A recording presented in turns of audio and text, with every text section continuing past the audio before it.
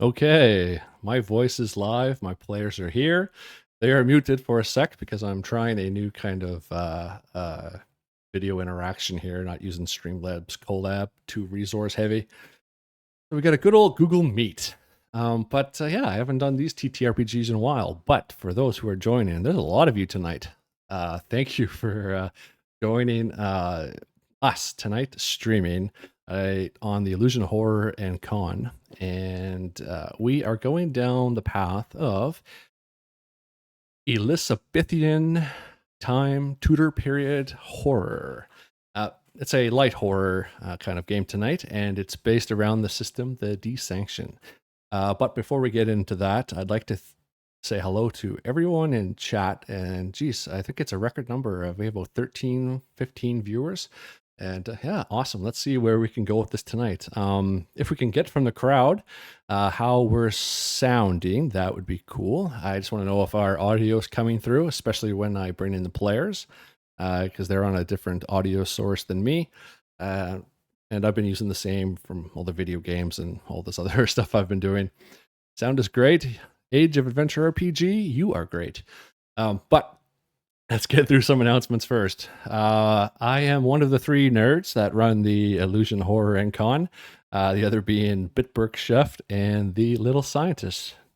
And we have started preparation for our main event, the December online con that celebrates horror. The horror genre could be art, could mainstay is TTRPGs. We do panels. We run games on server. And yeah, jump into this streaming stuff we're doing tonight. And we also have recorded actual plays. The recorded stuff is done by Bitburg and the Little Scientist, but I stream whenever I can. And, you know, we have a little bit of this, a little bit of that. It's all fun.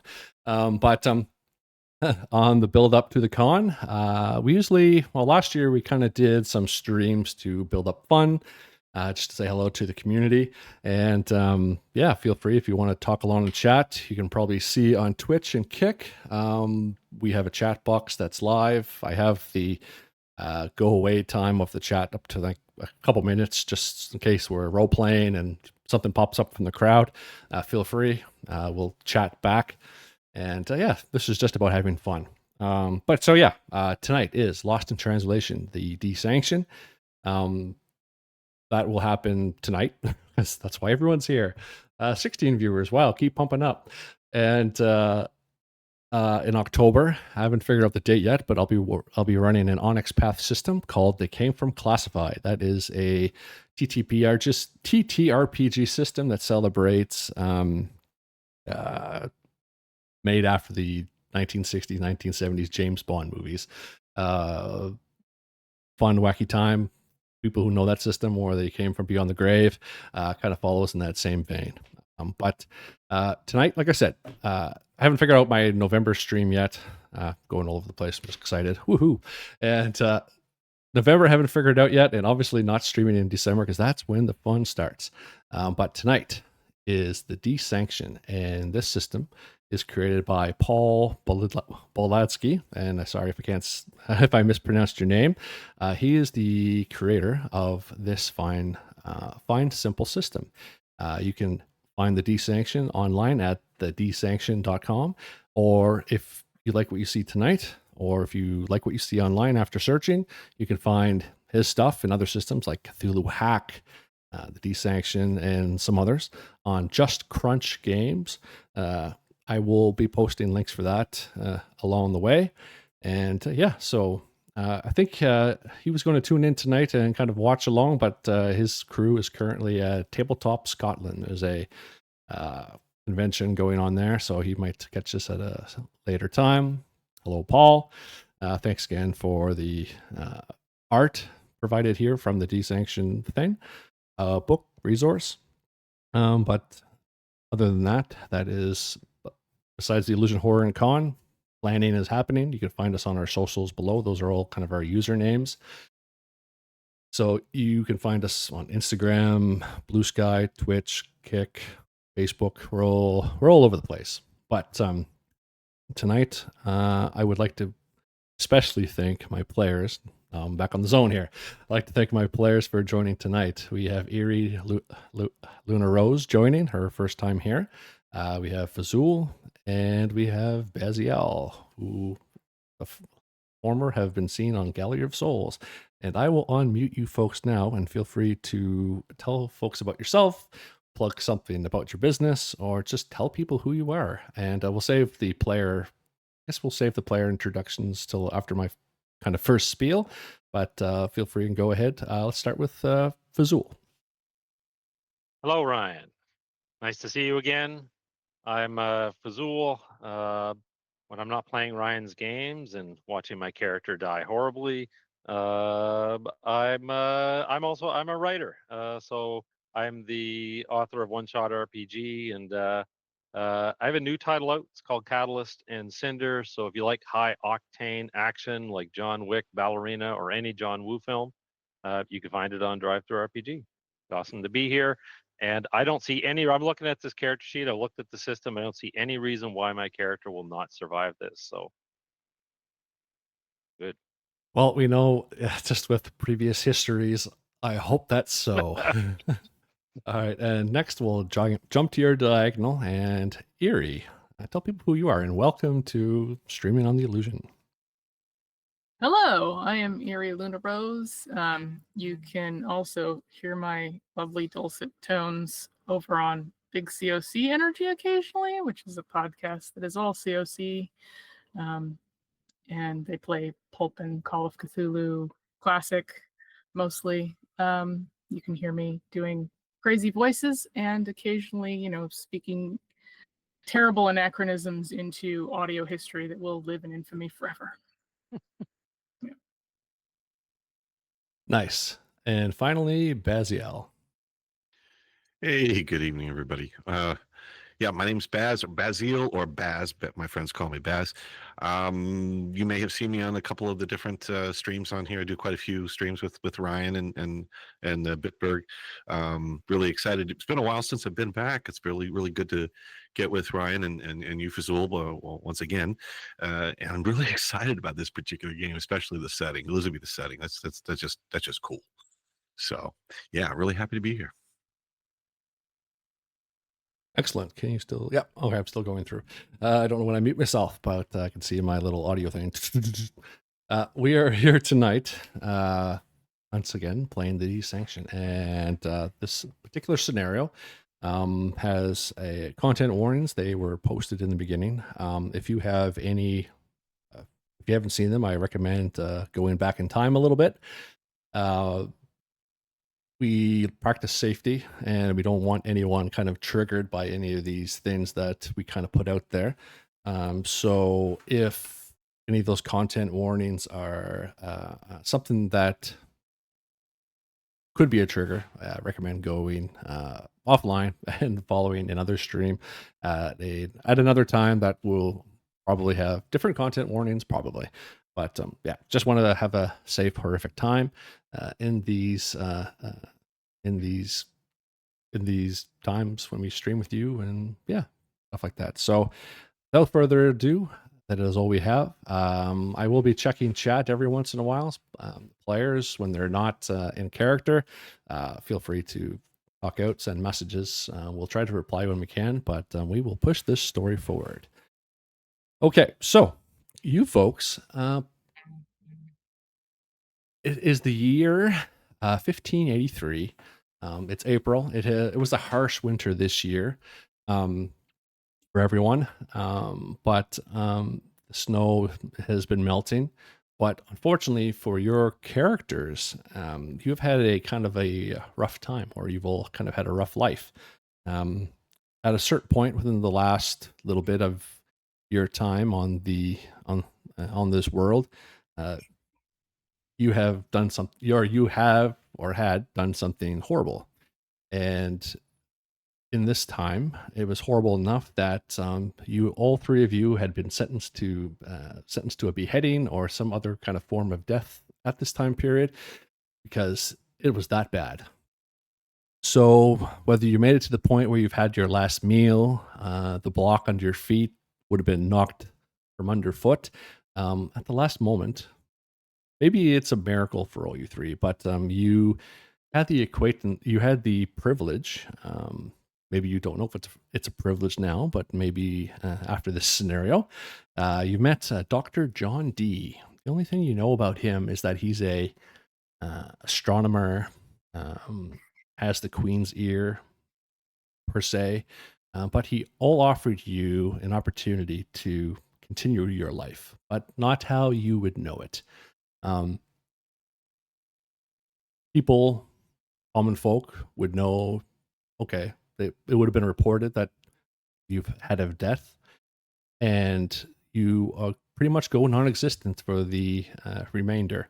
But you are brought under the wing of John Dee, and you were offered a position in his group called the Dee Sanction. And you're come to find out, and obviously you're all accepted because you're all here. You've accepted it, and basically what happens is that you have been recruited to save the Queen, for lack of a better way to say it, save the Queen from people who dare to knock her off the throne, in terms of,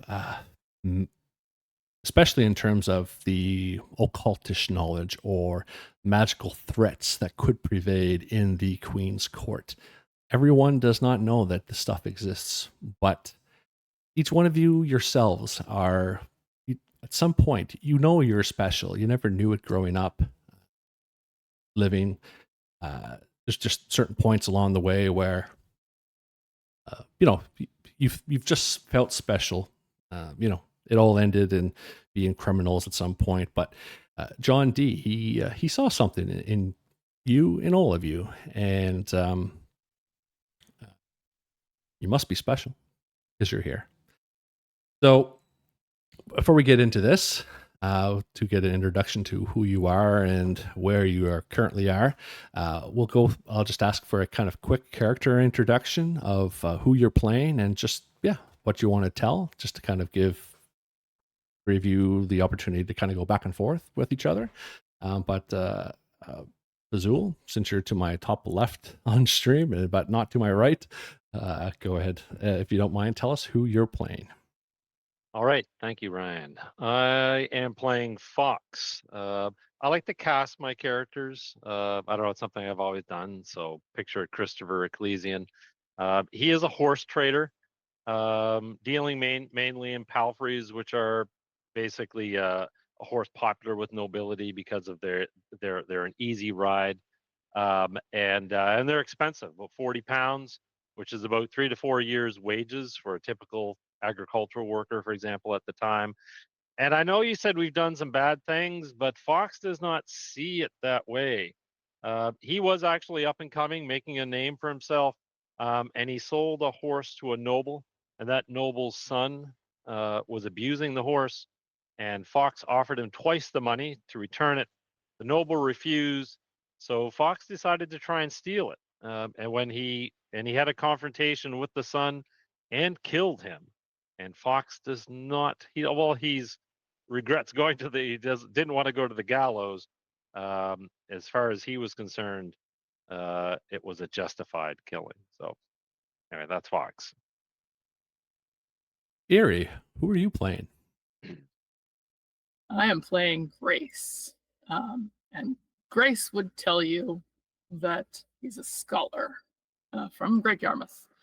But Grace's last official occupation was unperson, because prior to ending up on a gallows somewhere, Grace was in a fight with the local noble's pet mathematician over, things having to do with esoterica and geometry, sacred geometry and angles. So that was Grace's area of study. After falling out of favor, however, Grace ended up in bad ways and in a life of crime, which led to even more terrible things, and eventually a potential hanging, from which snatched only in the nick of time. Damn esoterica, occult, and geometry always gets people in trouble.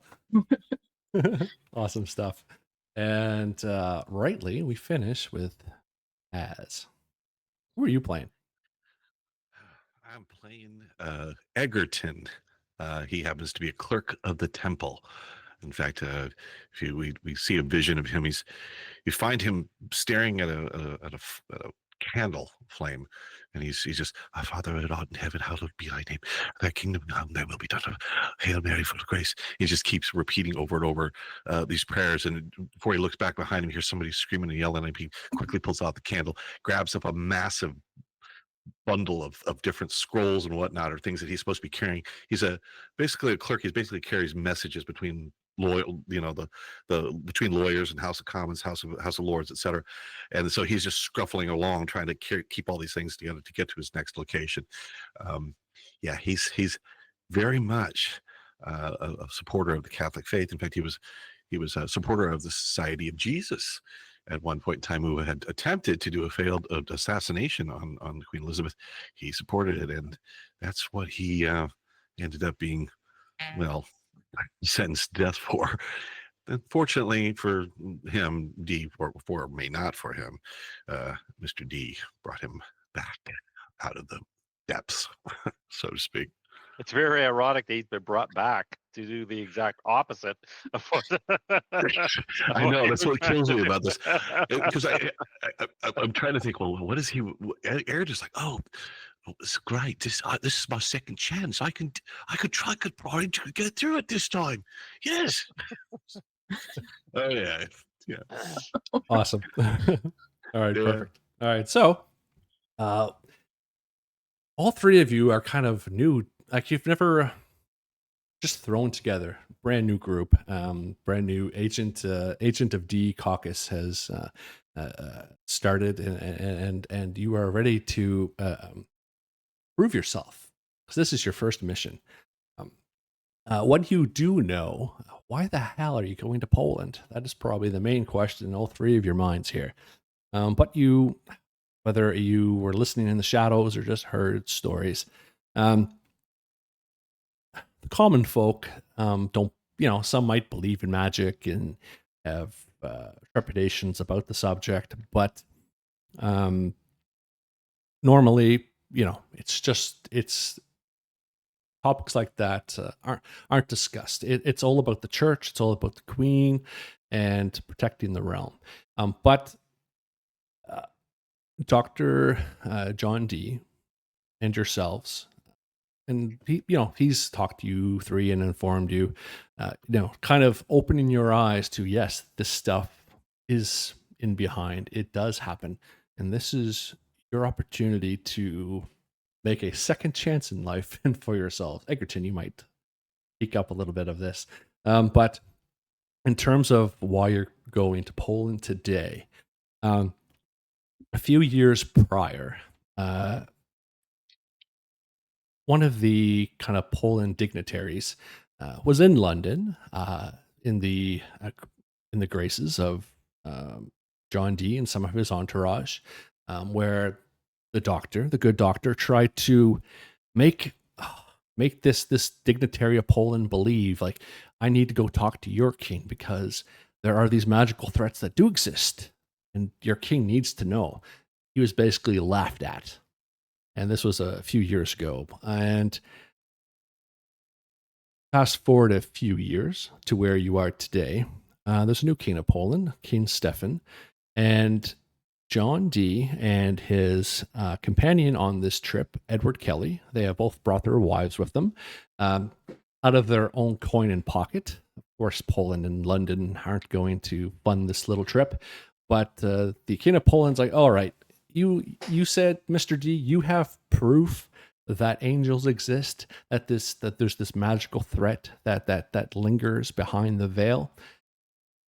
I'll fancy a visit from you and your entourage just to show me. But you can come here of your own coin and of your own accord. So with this opportunity, the call was given to you three. And of course, the trip is long and arduous.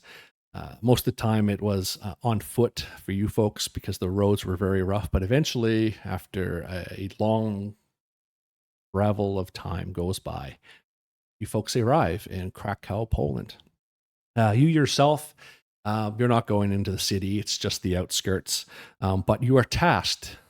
Come to find out, this evidence that the doctor had to show the king. Well, he doesn't have it yet, and that's why you are here.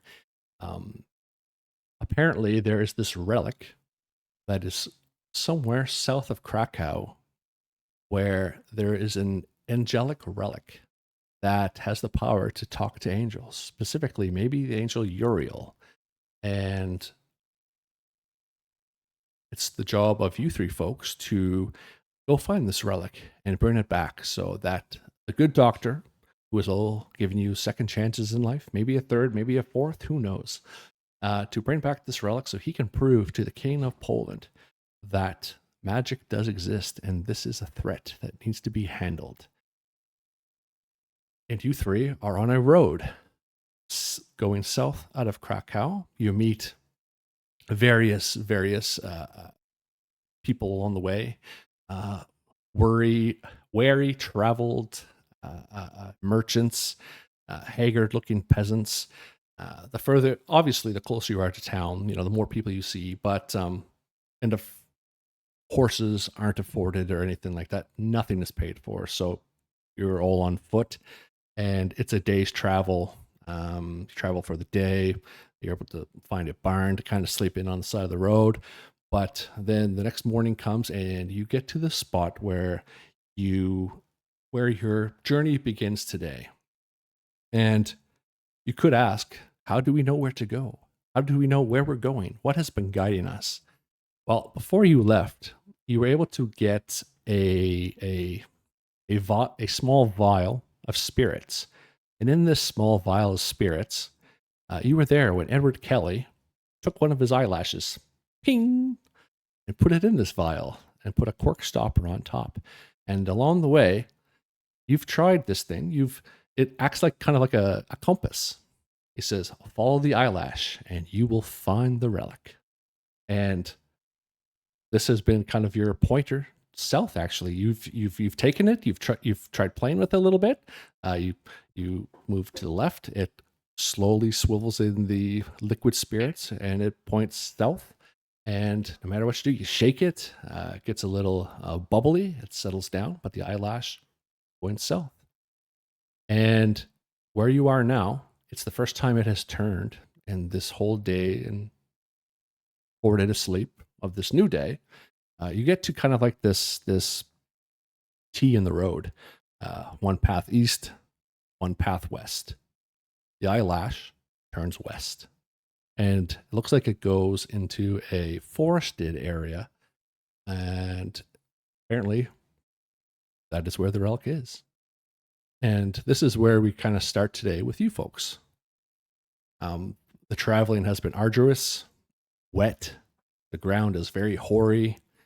And if you've brought extra clothes, I'll leave that up to you to decide. But it's been cold. The road's wet, muddy. You get the frost heaves. We'll leave it to you. Where you're at this kind of T junction. The eyebrows turned west. And you see a forest. What do you do? Are we there yet? My feet are just killing me. A cold. No one told me I was supposed to bring up another pair of socks or stockings. Here I am, crazy, mud all over my feet, and I could be back in London having a pint. Are we there yet? Are you sure that's an eyelash or is that a worm? Whatever it is telling us to go west. And Fox is actually well equipped for the road. He's used to traveling. He's a nice thick cloak, and he'll look down at Egerton and just be like, He's just slopping his way through the mud. He's like, yeah, just and looking then look miserable. over towards Grace. And is Grace well prepared? Grace is as well prepared as he can be, considering he's not a person of means at this point. But yeah, it looks like Grace just kind of accepts this. Like, yeah, this seems about right. Like I was hoping for something a little bit more, mental and highfalutin that he was going to have us do. But this seems about right. So Grace has just been muttering like, yeah. Should have known. Should have known. Maybe I should have stayed there. Maybe. Well, I will. Fox will take his cloak off and hand it over towards Egerton. Yeah, this should warm you, man. Thank you, my lord. That is quite nice. Yeah, it's got a quite good sheen to it. Who's your tailor? I'll actually, you know what? I'll say I made it myself. I've come to know that the two of you appear to be people of intelligence, where your wit is your weapon. For me, it is my hands. Oh, well, for me, it's my inconsequentiality is what it is. No one pays attention to any, well, to me. I'm in a crowd and nobody notices me. Perhaps Could be that an will come in advantage, handy. you know. Yeah, that could come in Yes. handy. Yes. Well, let us follow this artifact in and of itself and see where it leads. Hopefully, the journey. Hopefully, this artifact is close at hand. You owe me a pint of ale if we don't get there soon. That artifact. Who's carrying the artifact? We gotten it yet? Yeah. We haven't gotten it The yet. vial, you mean? Yeah, the little vial. Yeah. Oh, the vial. Oh, I don't know. Probably Grace. Yeah, I was going to say whoever's the most intellectual. Grace. Just like, I don't think that's a yeah, go ahead. No problem. Grace, is there anything you like to do with the vial, or have you just been using it suspiciously, just trying to just see if it's a foolery? I think that's the word. There was definitely a lot of testing out early on, like you were describing, with the like, does it really, no matter what I do, it goes back to the right way. But yeah, at this point, it's just like, watching the road, watching it. An eyelash is like that big, Yeah, exactly. Did it move? Yeah, no. It's to your surprise, it's actually it's stayed pretty solid. It's kept you on track. Like even if there was kind of like a minor bend in the road, it followed the track, and you've probably watched it so intently from time to time that you might have tripped over a divot in the road, or have had to catch yourself from falling. But your folks have been there to catch you in maybe those small little moments. But the roads you've been traveling, it's farm fields as far as the eye can see.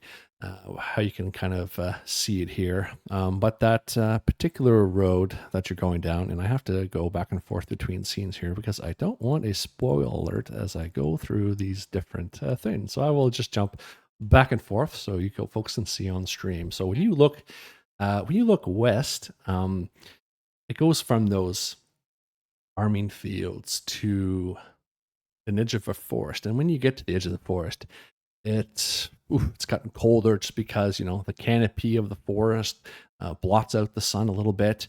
And Egerton, good thing you got that cloak because it's got a little bit colder once you kind of got into these woods here.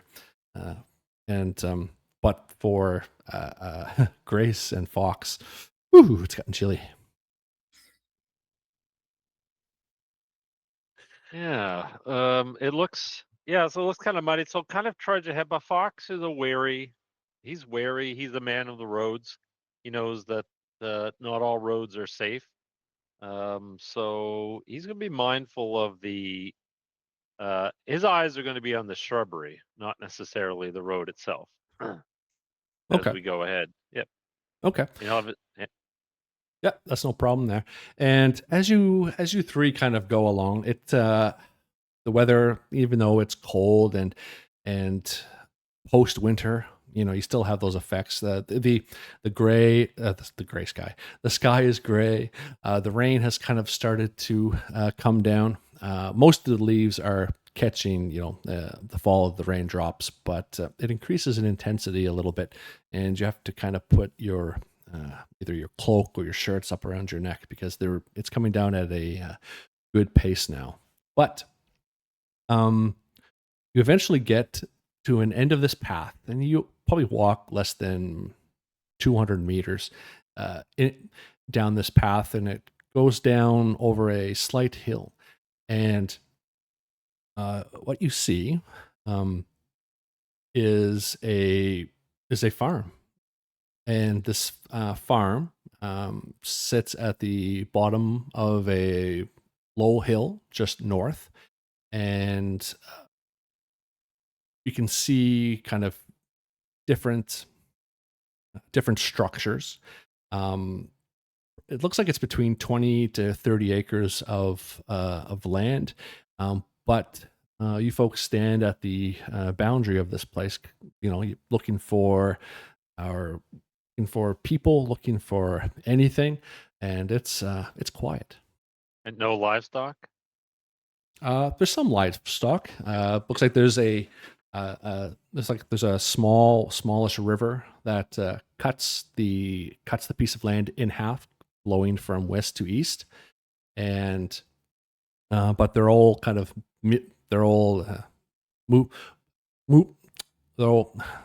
moving about in different parts. It doesn't look like they're in a barn or anything like that. Grace, I saw that you were kind of going like this, and the eyelash turns again, and it points down the path, down toward the various structures that are down the hill. And I will go to a layout of kind of what this looks like. Once again, I'm just switching things so I don't spoil it. And of course, it's way at the other end. All right, so I'll share this one.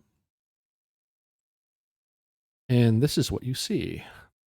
I forget the name at the top, but you folks are on the southern edge of this, where it says Krakow.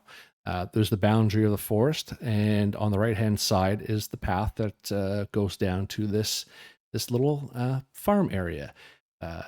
From your vantage point, there seems to be 2 to 3 separate crop fields there. One off in the far distance to the west, one kind of closer toward you, and one field left a fallow. And fallow just means it wasn't planted this particular season, and it's just bare grounds. And the first structure you kind of see looks like a makeshift barn, but the construction back in these days, it's wood slats, there's a bunch of holes, thatched roofs, hay, mud, kind of just, but it all looks like it's been here for a while. It's not new construction. It looks like this place has been sitting for a while. What would you like to do? Does the farm? Oh, sorry, go ahead. Down there. What's that, sorry? Interesting. Can you say that again, Grace? I just was telling them, I'm watching the thing, and I said, points us down there, the farm.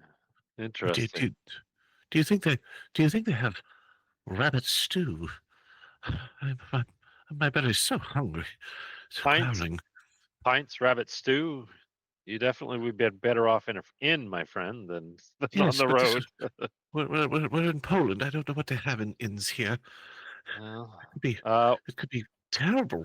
But we must move on. We probably should take some shelter. It's cold. Indeed.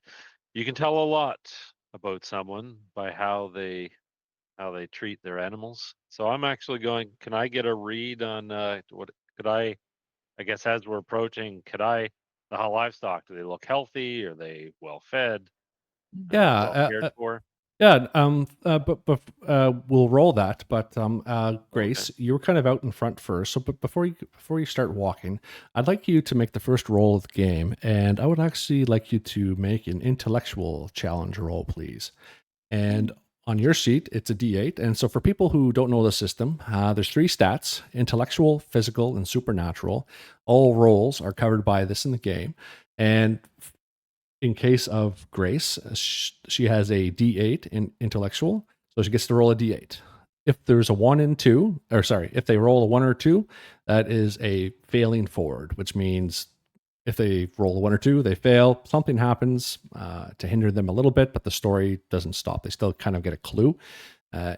3 to 8 is a pass, and that kind of goes with any kind of dice level that's presented. So a D4, a 1, 2 is a failure. 3 and a 4 is a pass. All the way up to a D12. If you roll a D12, 1 to 2 is always a fail, and the rest of the numbers are a pass. So obviously, the higher the dice level, the more chances you have of success.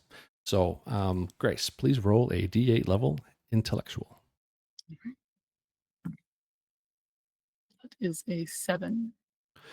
Okay, so for the first time in a while, you've been able to kind of focus on your environment. Okay, you're like, all right, we're here. And the eyelash has finally done something other than stay straight. And you're kind of able to focus on what's happening around you. And you notice from where you came, the forest and kind of everything, it was, it's cold, it's raining. But when you kind of look in on this farm, this farm area, you notice that it's not raining in there, and the ground looks very, very dry. It's not wet. There's no mud puddles. There's no frost heaves or anything like that. It just everything looks like it hasn't rained in months. Just looks off and different. You weren't expecting that. Just due to how it looks so what you've walked through to get here. Almost like a completely different environment.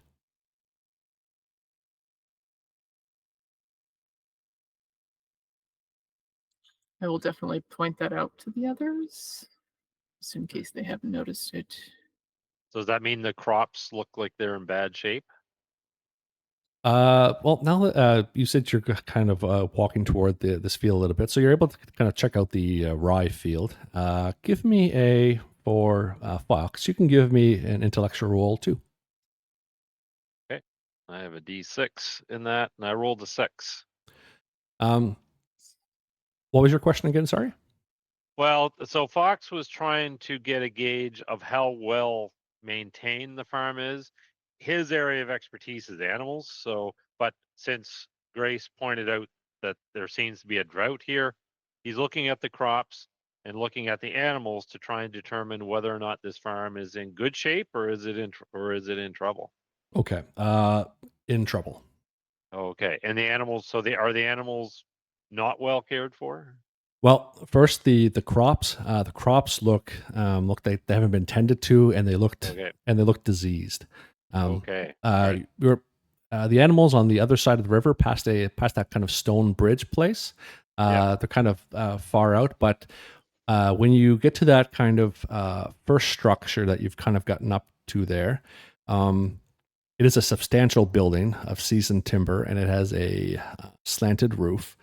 The trail runs past there toward just a few more paces away, an old-looking kind of stone bridge. But as the group of you kind of get closer to this building, you just get this smell, and you kind of have to put a rag or something over your face just due to the smell of it. What is that's god awful? And you hear Fox, you know what that smell is, like definitely dead animals. But when you get closer to this structure, all of you really, you can kind of hear this moaning on the inside, kind of like Yeah, Fox wouldn't hesitate. He would actually move right towards it. Can I ask you a question about just one of the skills he has? So Sure. it says he's sensitive to the presence of the lingering dead. it might on occasion. Is that a passive thing, or is that something that I would have to actually say I'm like doing a seance or something like that? Oh yeah, that would kind of be just like if you want it to be passive, you can be passive, or if you wanted to actually take the time and check, you can Oh, okay. All right. ask me, and you can do a supernatural roll. Yeah, he would. So he probably wouldn't be. He'd probably his. He's definitely alert, but right now it's more concerned with the barn, the smell, and the noise of the animals. So he's going to move towards the barn. Okay.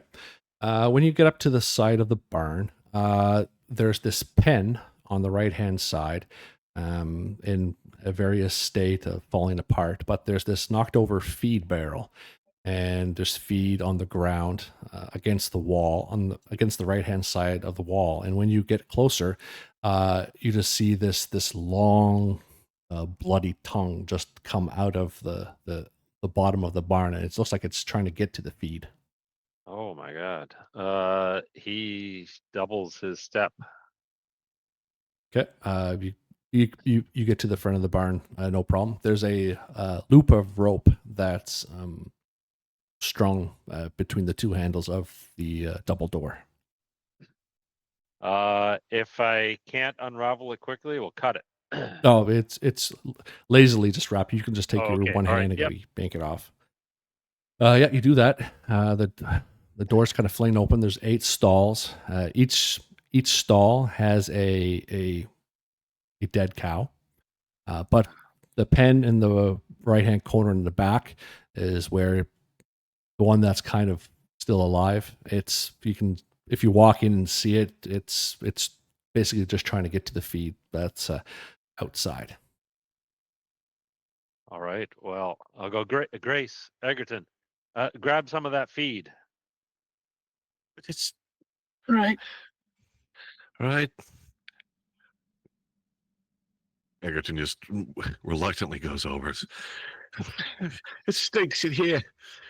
Yes. We'll actually get the cow out. So I'll open the. But is it strong enough to walk, or is it too weak?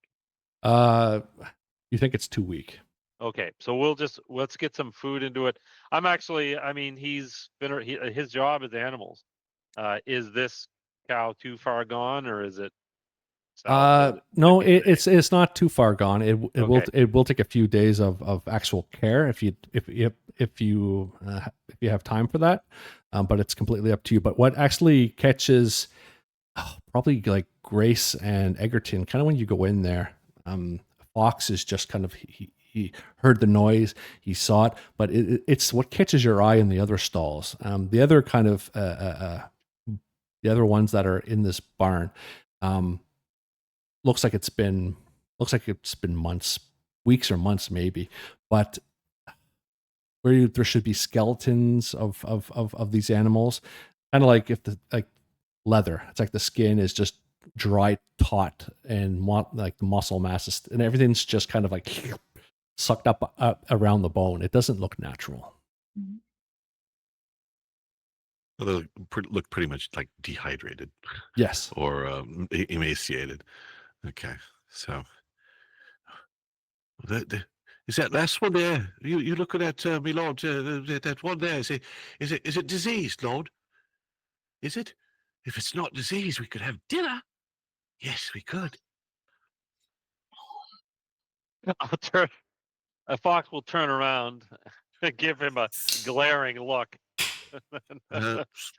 He just puts his head down. Sorry. And then he tries to come over, brings over the feed to you, and tries to help. Yeah, we'll try to feed. I'll say there is no Yes. one thing for certain. There is no sane person living on this farm. These animals, they've been With dead. that I agree, my lord. Yes. Well, no one sane would live out here at all. Kind of place. How could this be a place for a relic supposedly from angels? This place is damned, cursed. You see, Egerton pulls out a crucifix from underneath his doublet, and he's kind of holding it and kind of rubbing it. It's also attached to a set of rosary beads. You hear him muttering to himself. What's Grace doing? I think Grace wants to like try to figure out how they actually died. I mean, the bodies are desiccated, right? But did Mhm. they just die of lack of care, or were they killed, or Okay. Give me an intellectual roll, please. And if any of your skills are kind of in this, like if you have like an animal, like if you are good with animals or have something in your expertise and abilities that could help. This goes for everyone too. If you want to help with your dice roll, this will give you a step up in the level to kind of give you more chances to succeed. yeah, not really. The only Yeah. thing I would say about Grace's background is, there was a while where he was surviving on the streets, Okay. so he might be more familiar with violence. That is Okay. another 7. Number 7. Okay. Malcare. They were just left and they just starved to death. Okay. Wow. So we don't see any signs that anyone like killed them off or sacrificed them or anything No, like that. absolutely not. No. Okay. Okay, right. I think this place seems abandoned. Well, if it isn't, the person will pray that they had when I get my hands on them. What's that eyelash telling you now, Grace? What's it say? Good question. We consult the eyelash. Consult the eyelash. It's actually spinning around very lazily in the bottle of Oh. spirits. We must be close. It's just going round and round, so we're here. Well, we'll put some feed in there, allow the cow to eat, and then, I mean, there's nothing else the cow needs. Only time will decide. Yeah. No, you find if you put a lot of feed there, it almost kind of gorges on the food. Do you just leave a little No, bit, or do you I guess just? he be skilled more in horses probably than cows, but he would Similar. know to probably feed it in smaller Okay, amounts, and we'll come back and check on it. But I'm like, we should perhaps check the house for occupants. Yep. No, Mario. Oh, sorry. Egerton did waste time. He wanted out of that barn quick. The smell, everything else. He just needed fresh air, and so I guess he's probably making his way towards the house as well. Okay. Yeah, no, Egerton, just how kind of you said, you just kind of jump out of the house and you kind of catching your breath. Something catches your eye off in the distance to the north of the property, where it's at the bottom of the hill, where you see fallow field. You see off in the distance, someone's waving at you. You can't make out who they are, but you see a short, kind of wrung-tongued man and a taller, skinny one. And the taller one is just waving like this. Hey, my lord, Grace, there's some people here down the hill. A tall guy is waving to me. I'm waving back.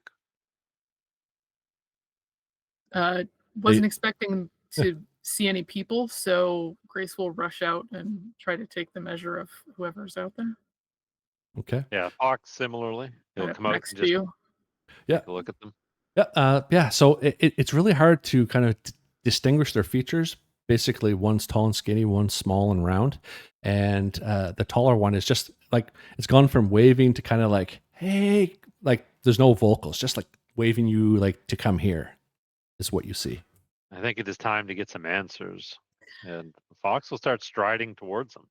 How are they dressed before we go any closer?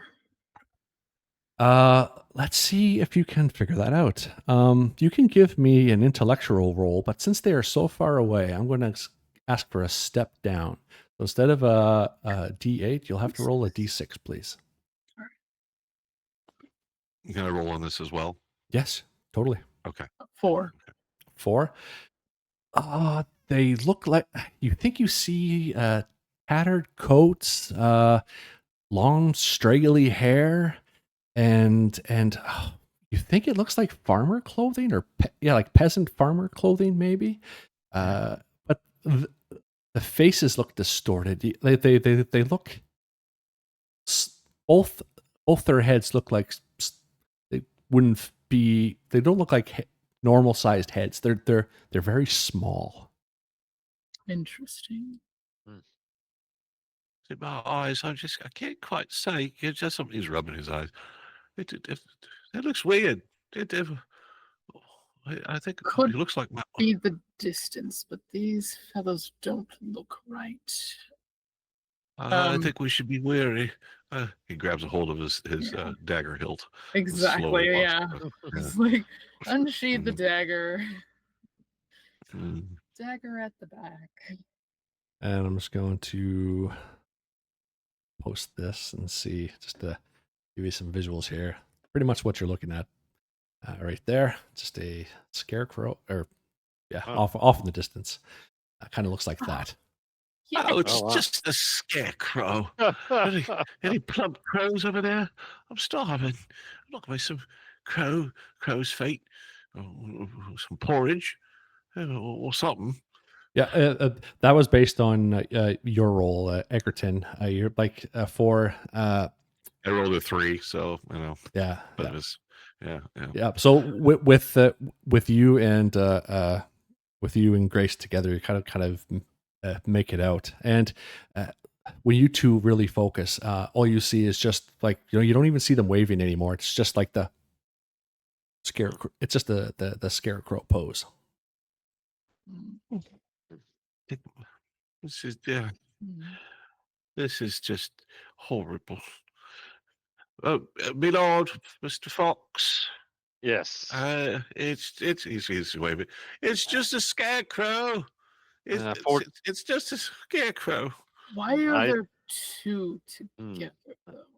I see 'Cause I that assume now. that they're close, right? To each other. Yep, they're very close. Like they're basically if two people are standing side by side. Fox, if you're still looking, you see. Yep. The one on the right, the tall skew. So just kind of going back. is there a wind? Can I feel a wind? No wind.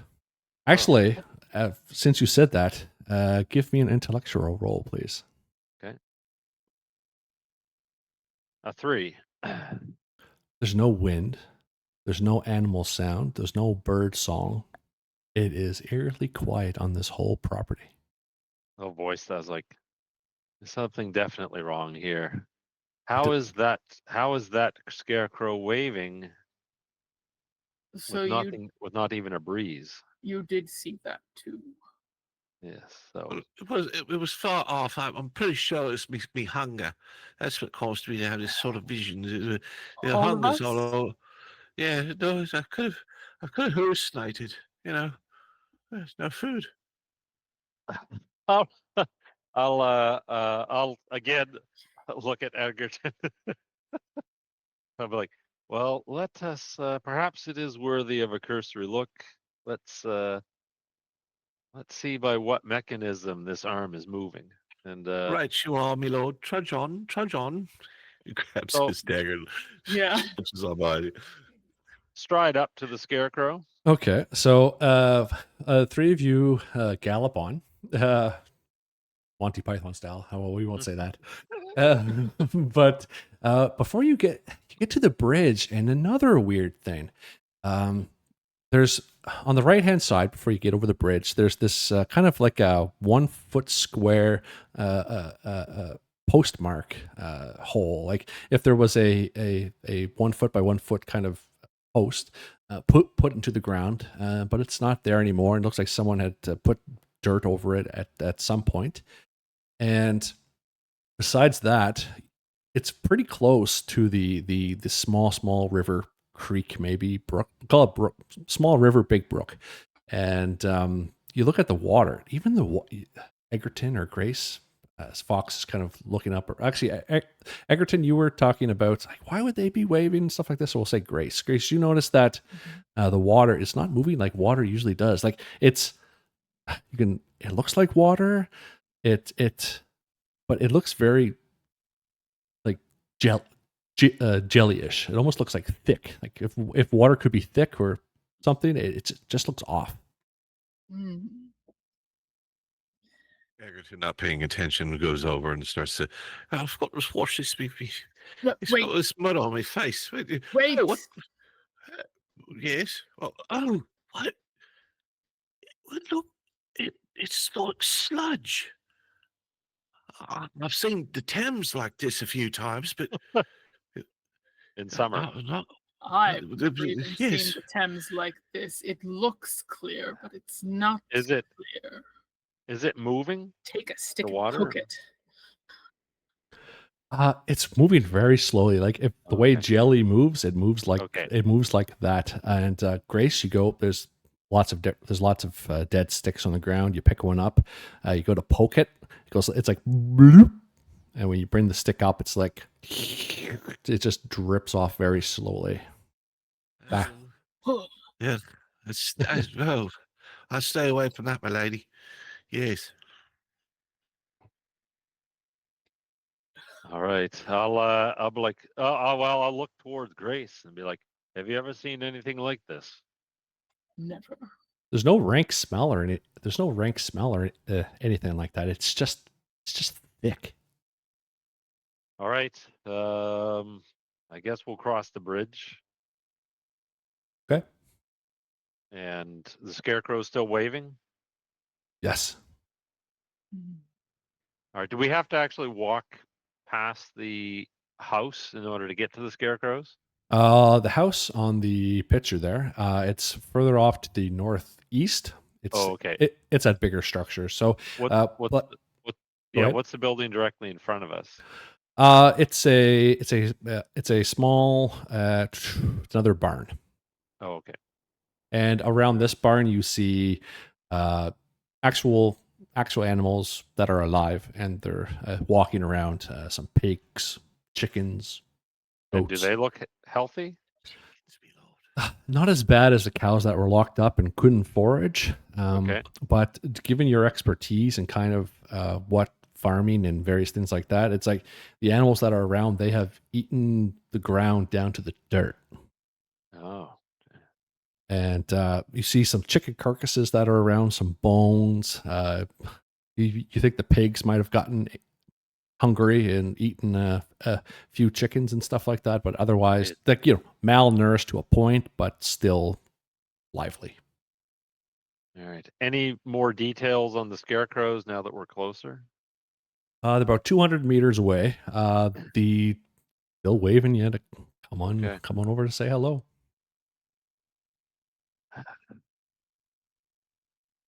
Look towards the others. You mentioned a post hole, sort of. Yep. Like a hole in the ground. Is that just past the bridge, you said? Before you go over the bridge on the right hand side. Oh, okay. Like if there was a signpost saying this left arrow, this right arrow, like if it was a signpost, but it looked it was pretty big. It was like 1 foot square. Wow. Okay. But nothing there. And I think Grace would, before moving on after the others, test the depth of that hole. See if there's anything in it. Yeah, you take the stick and you put it through the dirt that was covered up, and you hear like it hit something, like wood. Hmm. And it's Something's like buried here. It's a hole too. Can you actually look down in it? You would have to kind of like move the dirt aside. It's probably about 6 inches down. Okay. Egerton goes over and tries to help uncover it, I guess. Yeah. I mean, if Grace finds something curious, then I'll definitely follow her or his instincts.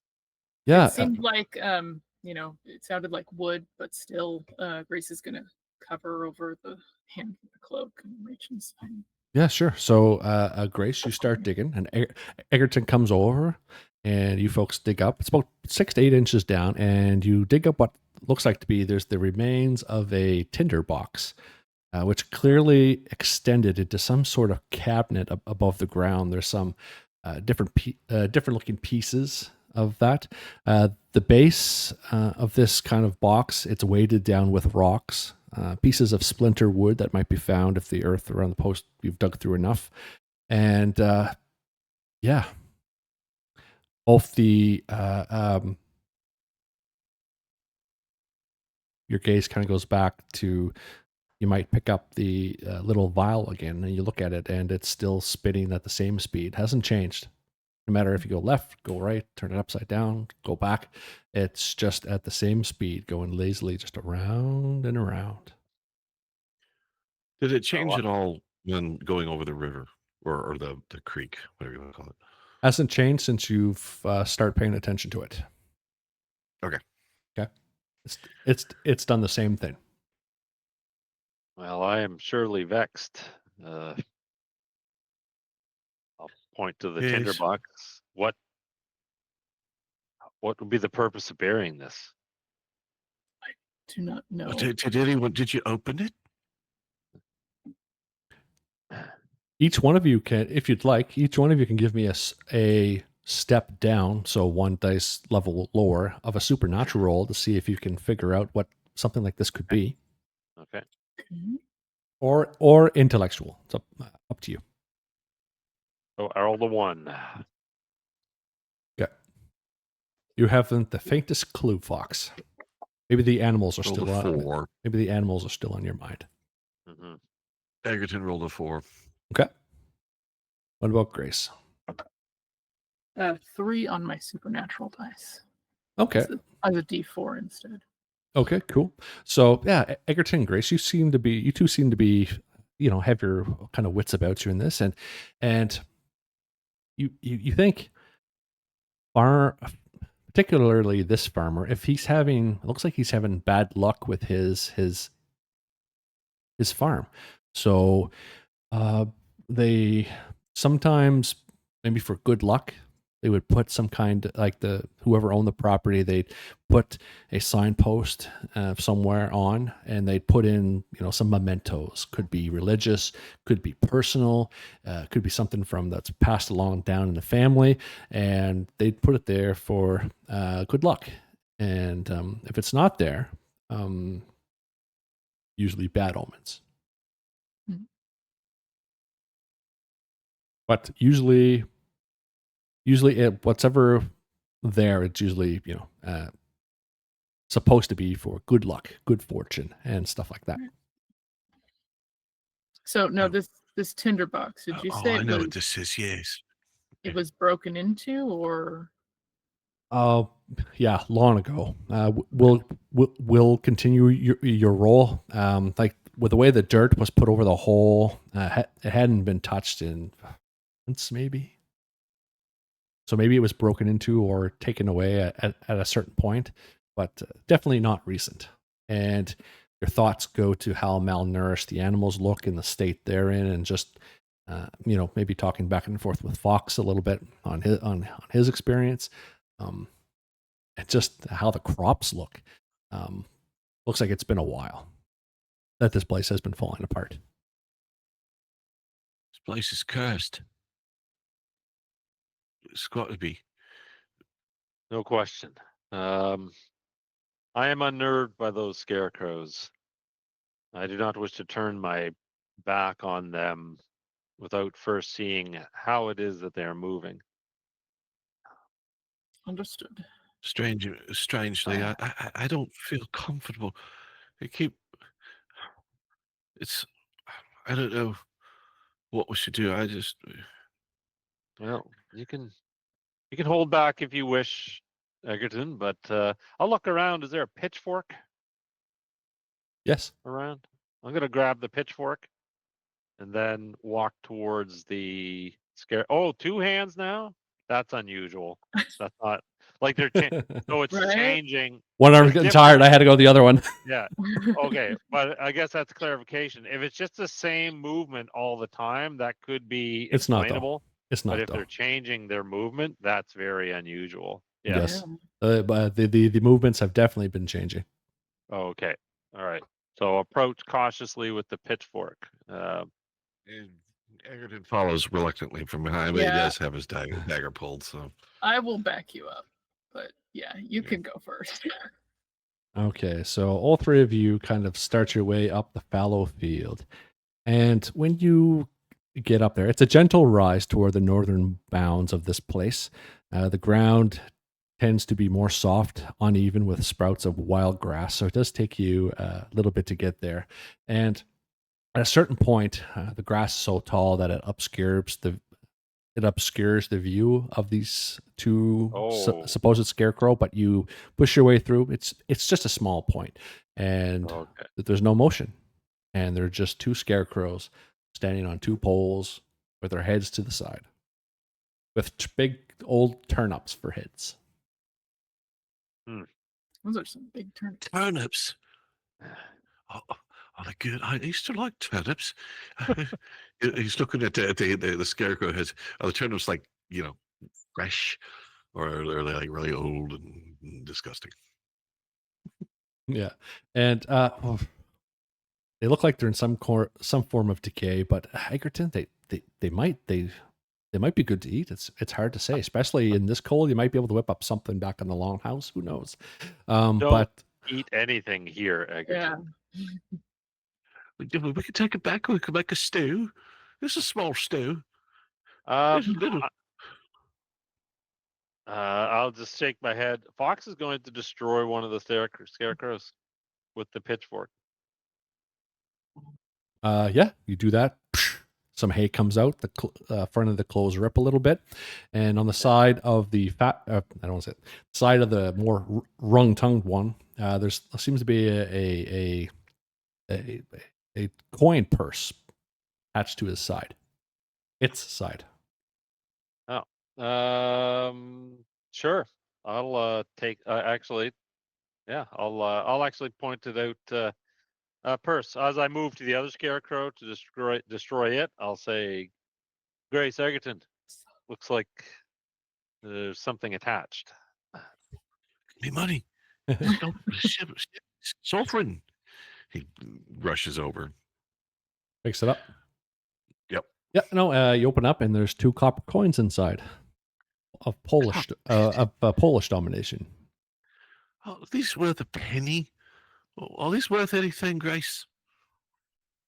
I don't know what the worth of a copper is in Poland. Probably not a lot, but 2 copper coins, that's disturbs me. I read Greek, The Greeks, they used to think You don't. coins on the eyes, and crossing the river, and River Styx. Yes. Oh, do you think this is from a body? Maybe. I don't know. Well, how's the turnip looking, Fox? Fox is going to start mumbling the last rites in Latin. Just whispering it a bit. He's actually that's kind of his way of kind of opening him. Basically, it's like making himself open to the dead. Is there anything like that around here? Roll a supernatural with a step up. Step up. Okay. All right. Egerton immediately crosses himself, pulls out his rosary as he's saying the last rites. So I guess that's a 7. You definitely feel the smallest of something, and it's almost like a very quiet, very, very quiet voice on the wind, and you hear it just vaguely. Just picture or just think of this like it's almost like a mist, and you just kind of hear it in the trees rustle just a little bit, and you hear in a very female sounding voice, "He is ours." And it sounds it with if a mother was saying it to a child, like a loving sound. So because he's actually can be a conduit or a medium, anything that the voice is saying, he's going to repeat it loud, so that even if they don't hear the voice, they're going. Egerton and Grace will hear him saying everything that the voice says. Okay. So, Egerton, you're going through your last rites. Grace, what are you doing? I will probably say maybe we should put those coins back. Put them on. I don't know. He's like, in nomine Patri et Filii et Spiritus Sancti. Yeah, I think you're right. And he rushes over to put the coins back where he got them.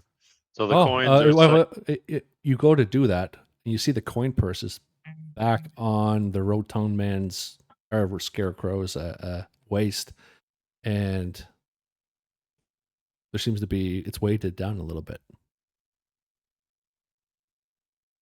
What's Egerton looks in.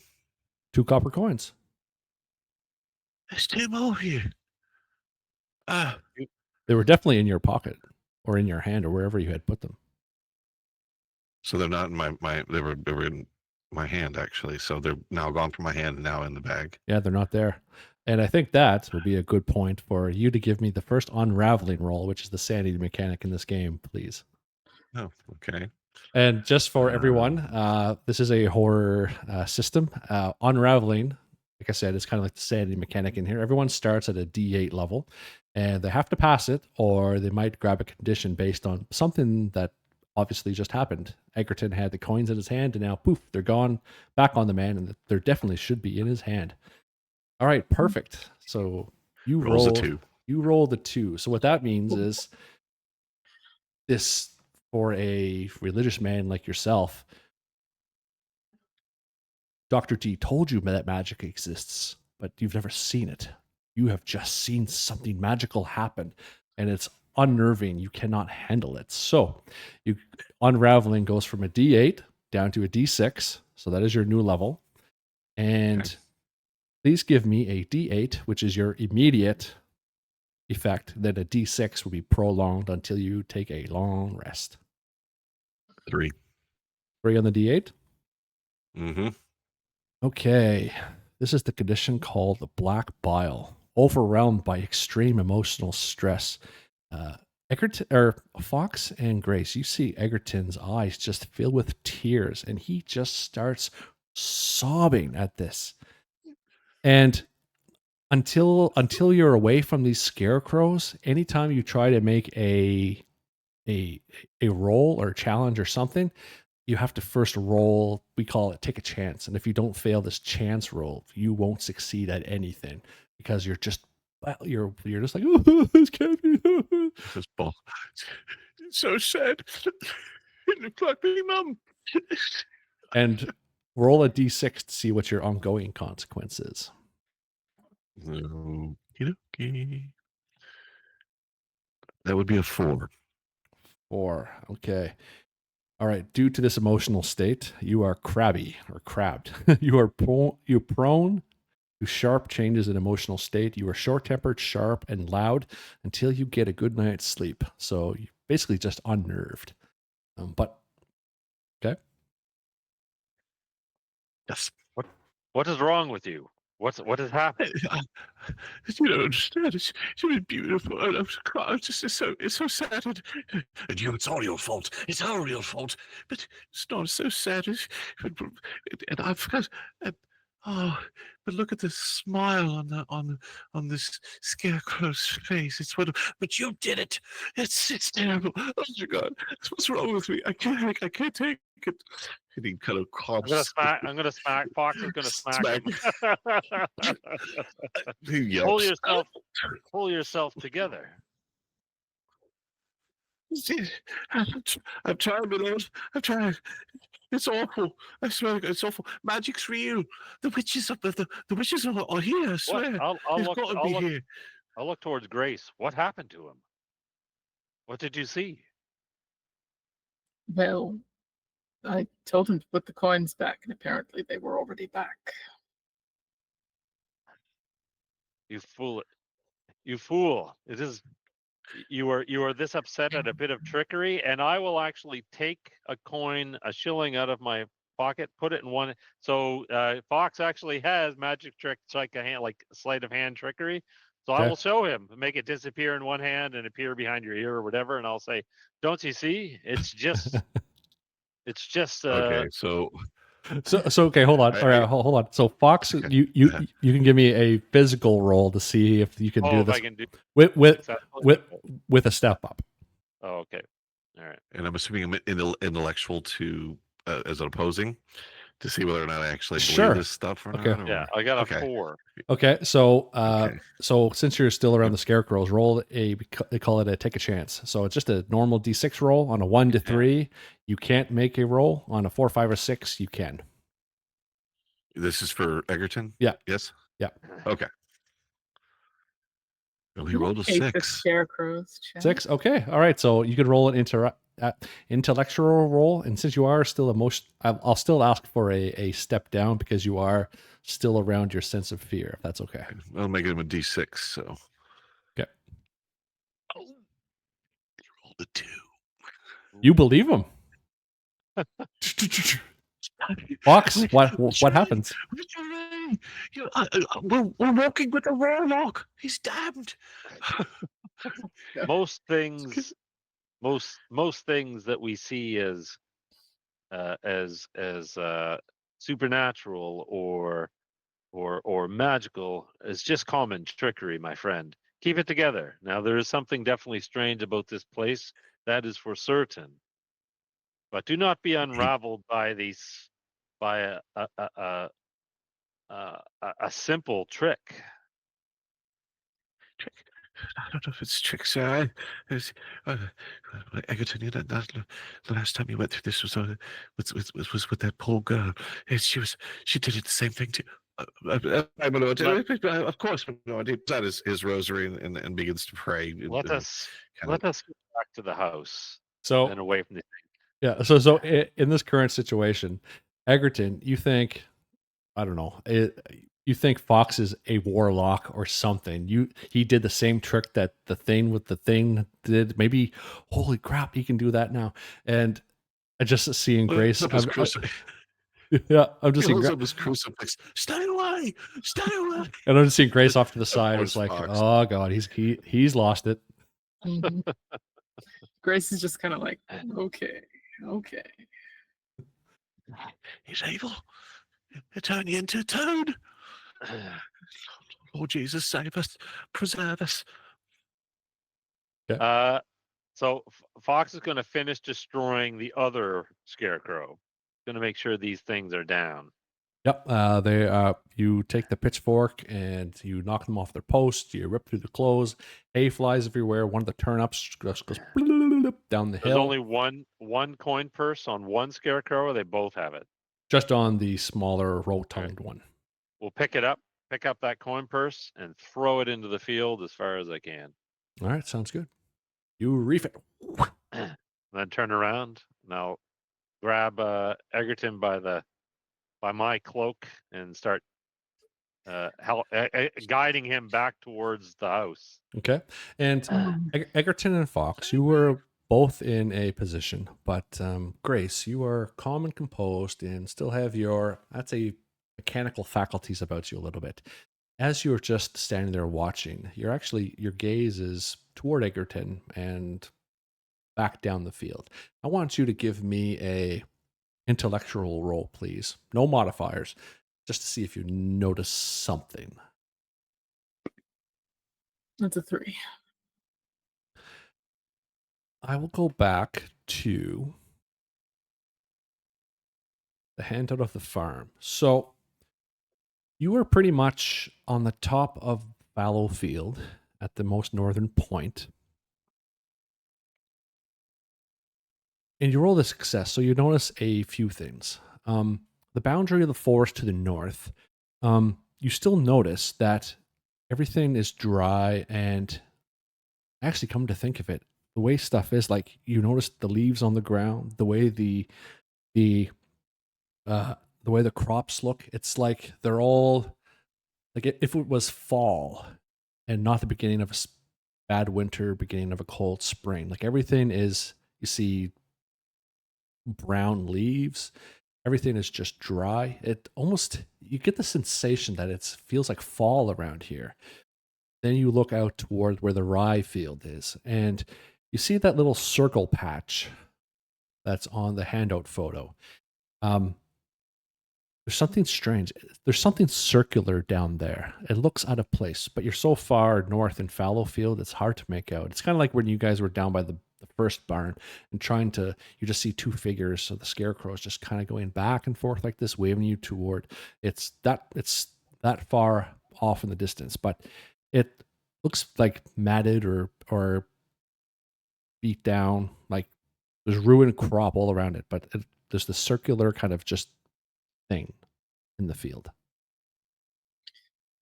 There's a strange circle in that field. Perhaps we should check it out. Yes, there's definitely a lot of strangeness.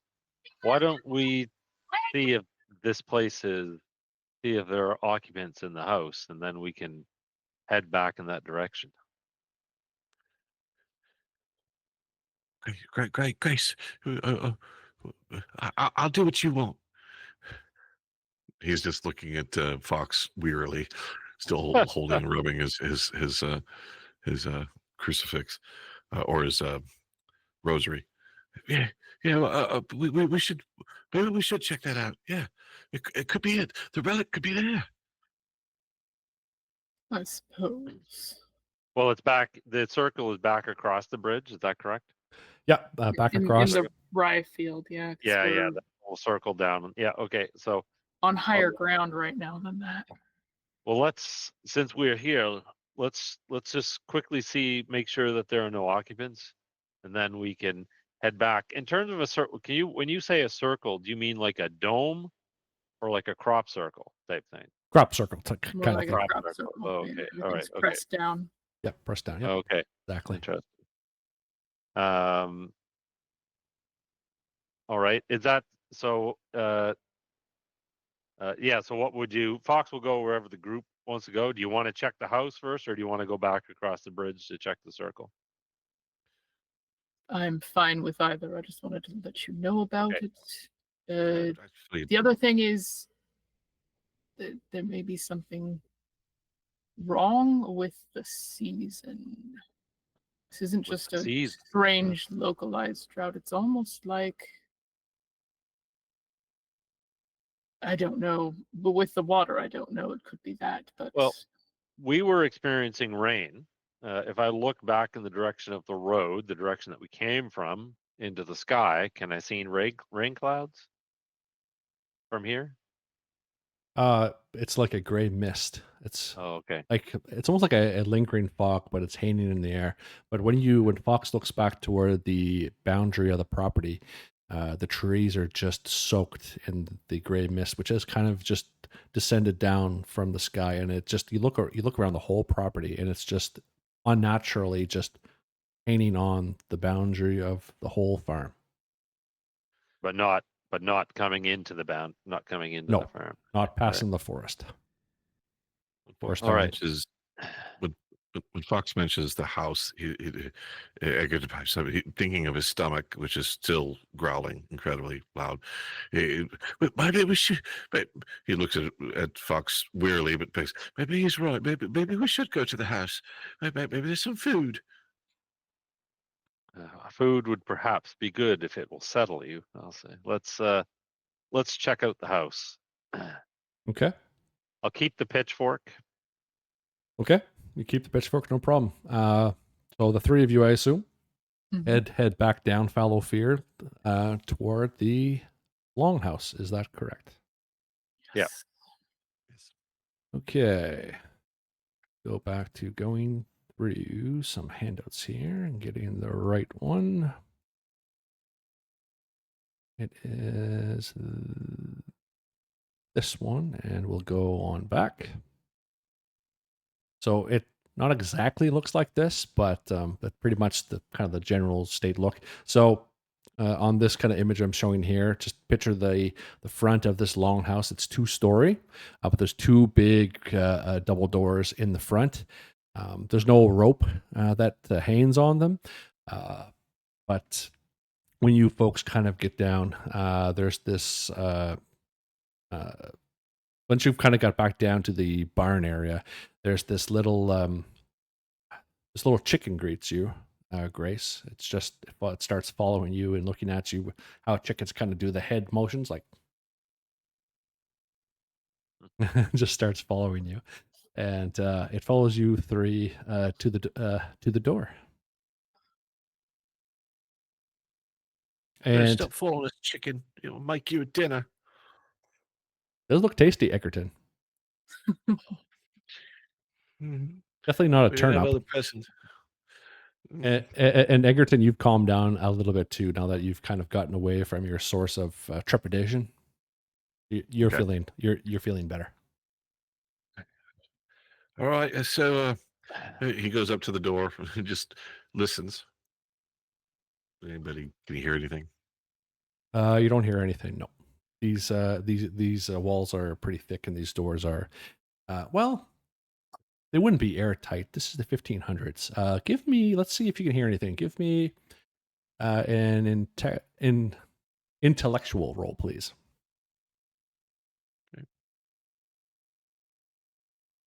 It's a 6.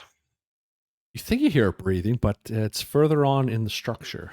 You can barely. It's almost like. Hello. Hello.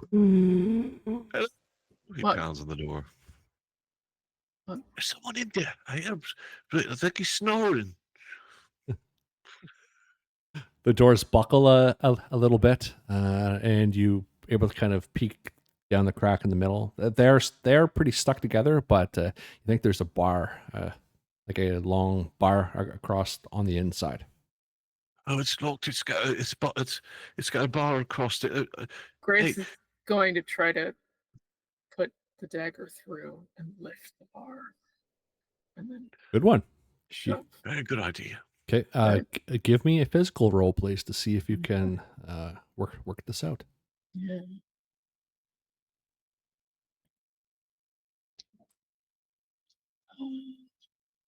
Yeah. Not a very physical person, Grace, but There's always the try, right? that's a 3 on my D4. So. Nice. Okay, yeah, no, that's good. Like you said, not physical, but you're able to kind of jimmy your knife in there just enough, and one of the clasps you're able to kind of loose on the other side of the door, so you just hear a piece of metal just go ding ding ding down on the ground, and the way the knife pushes up Yeah. the bar, it just that sound that wood makes when it hits the ground. The way that Grace does this, I'm pretty sure you all you have an idea that maybe Grace's trouble came from being a little a thief. bit outside the law. Yes. So Grace has experience at B&E. Mhm. That was quite good there. A practiced hand. It was saying, So, and Egerton slowly opens the door. Okay, and as I said, this longhouse dominates the center of this area. It's a well-trodden path. You do notice there are baked-in footsteps in the dirt path, that especially in this kind of area between the barn and the storehouse and the longhouse and to the bridge. Not so much at the periphery of the whole property, but definitely more tracks near the longhouse. The door opens up, Egerton. You kind of stick your head through, and you get kind of like another kind of strong kind of smell that kind of hits you in the face. But it's not dead animals or anything like that. It's just like rotten food. And yeah, you look on in, and the building has an kind of like open concept, open hall like interior. There's a long table in the middle with a half dozen chairs, and the second floor, it's more like a horseshoe platform deck thing that runs along the back. And there's a northern stair on the western side of the place that kind of goes up to this wooden deck that kind of goes along the top. There's at the end of the house, at the other end of the table, there's a stone cold fire pit sits behind the table. There's straw beds by it on both sides of the fire pit, and seems to be a good supply of firewood that sits there too. And there's two doorways covered by long curtains on the left and on the right. The table itself is definitely, this is where the smell's coming from. It's set for a meal, but the meat looks cold. The milk is turning. The bread is going hard. And this whole room smells of just sweet and unsettling. But it's the person that's sitting at the end of the table. So just picture, if you've seen Lord of the Rings, where they get to, and the old guy is just covered in like cobwebs and a long beard, and he just looks like gray, and he's just kind of sitting there, and he's just staring at the table, and he doesn't even look up. He's like, "You're late. I made dinner for you."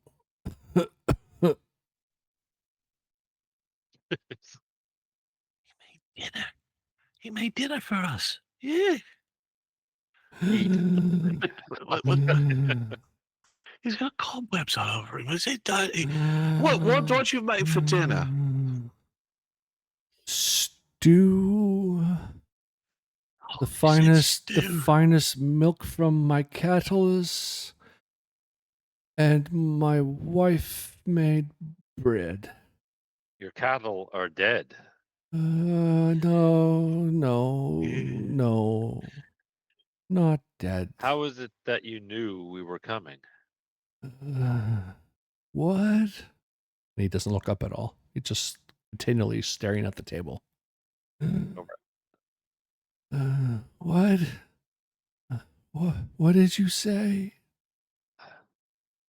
You said we were late. How did you know we were coming? I was told that you were coming. By whom? And he points to the end of the table, and you see there's a open letter. Oh, right. I'll gesture towards Grace. Mm-hmm. I go up and take a peek at this letter. You don't look quite right. I don't know if you keep your distance, right? There's a letter at the end of the table. You pick it up, and it says, "Expect them," and 1 coin on the inside of the envelope. Not signed or anything. What type of There- coin? Is there any sort of seal on the envelope? Any sort of sign that would tell us where it came from? You think it's John D, Dr. D? Jeez. At least it looks like it, but it's different a little bit. It's kind of hard to explain. It's like it could be his seal, but there's some different motifs about it that are a little bit different. I think Mhm. Egerton would know without a doubt what his seal would be, just because he deals with documents all the Right, time. clerk. Probably knows he's a clerk. So should I roll on that, or you just No, what do you think? that's it's for yourself with that expertise. You look at it, and same description. It definitely is his, but it's different. There's it's just, it looks like, but it's hard to explain. It's like, And what did the letter say again? Sorry. expect them. Expect them. Expect them. I was to make dinner and provide lodgings for you. Do you know why we're here? I was lazy. They're all lazy. They never help. No one helps. They're all lazy.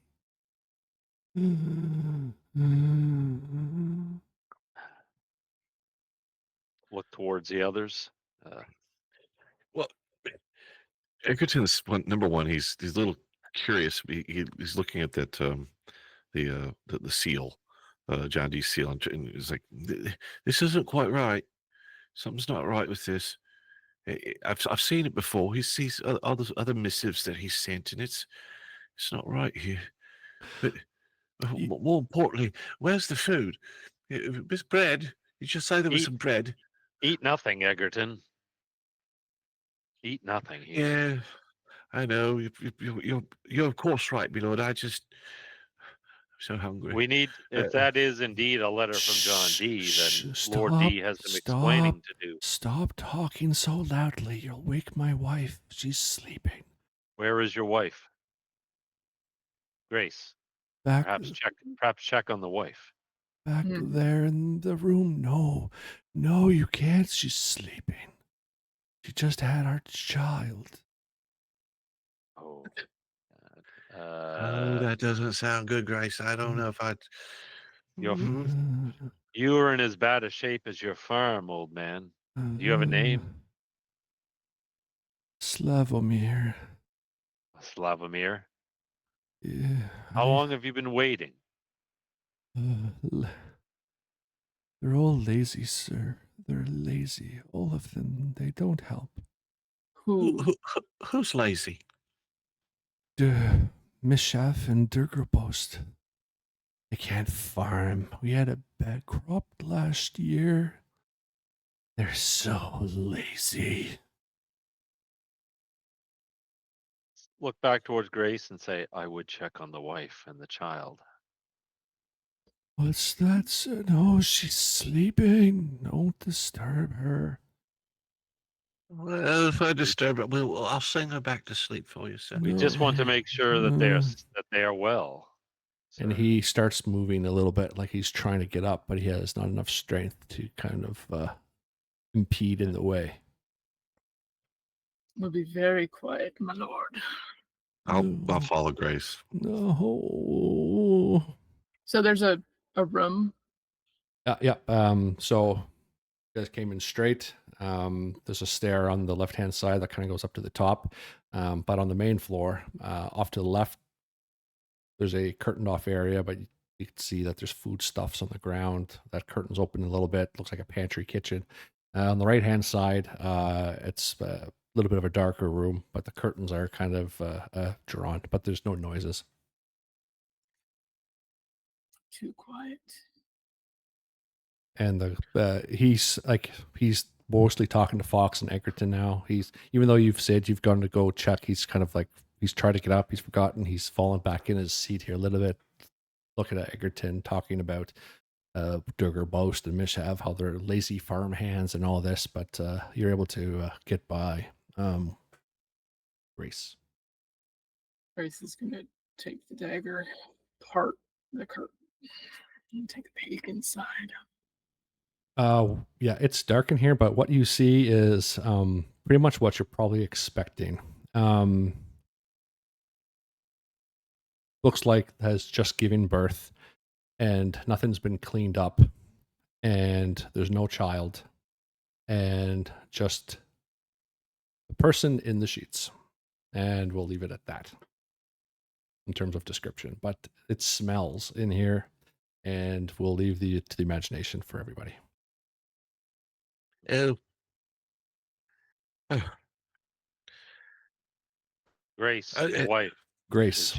Before that, if you are okay with rolling an unraveling roll, this is pretty horrific for yourself. Yeah. So the person in sheets is not moving, I assume. Kind of like, looks like the kind of same description in the cow in the first barn. Mm-hmm. That's a 3. Okay. Yeah. How are you able to kind of keep it together?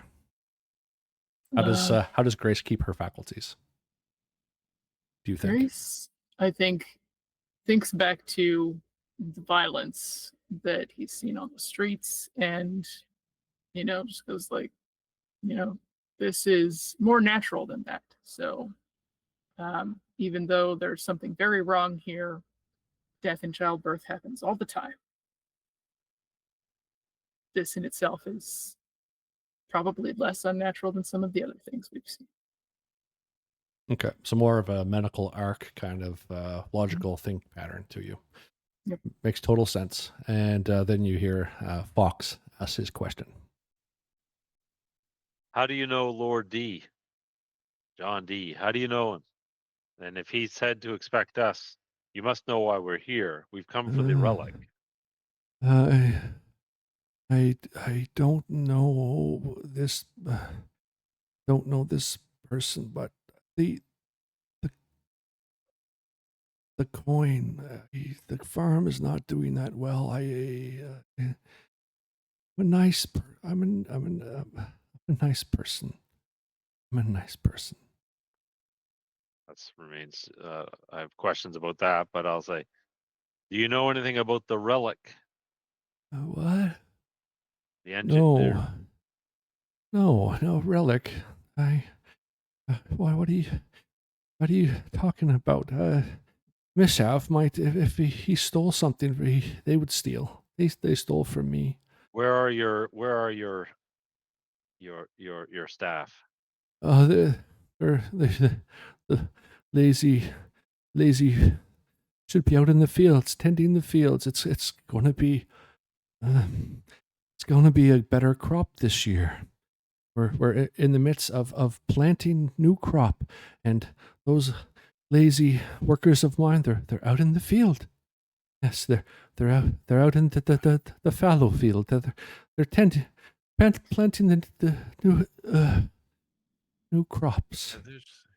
Yeah, I hate to tell you this, but there's no one out in the field right now, in the fallow field, except your scarecrows, which are disturbing. My child's out playing in the field. What? My child's playing in the field. I didn't see any children, sir. No children, sir. I don't even. Did I even have a boy? I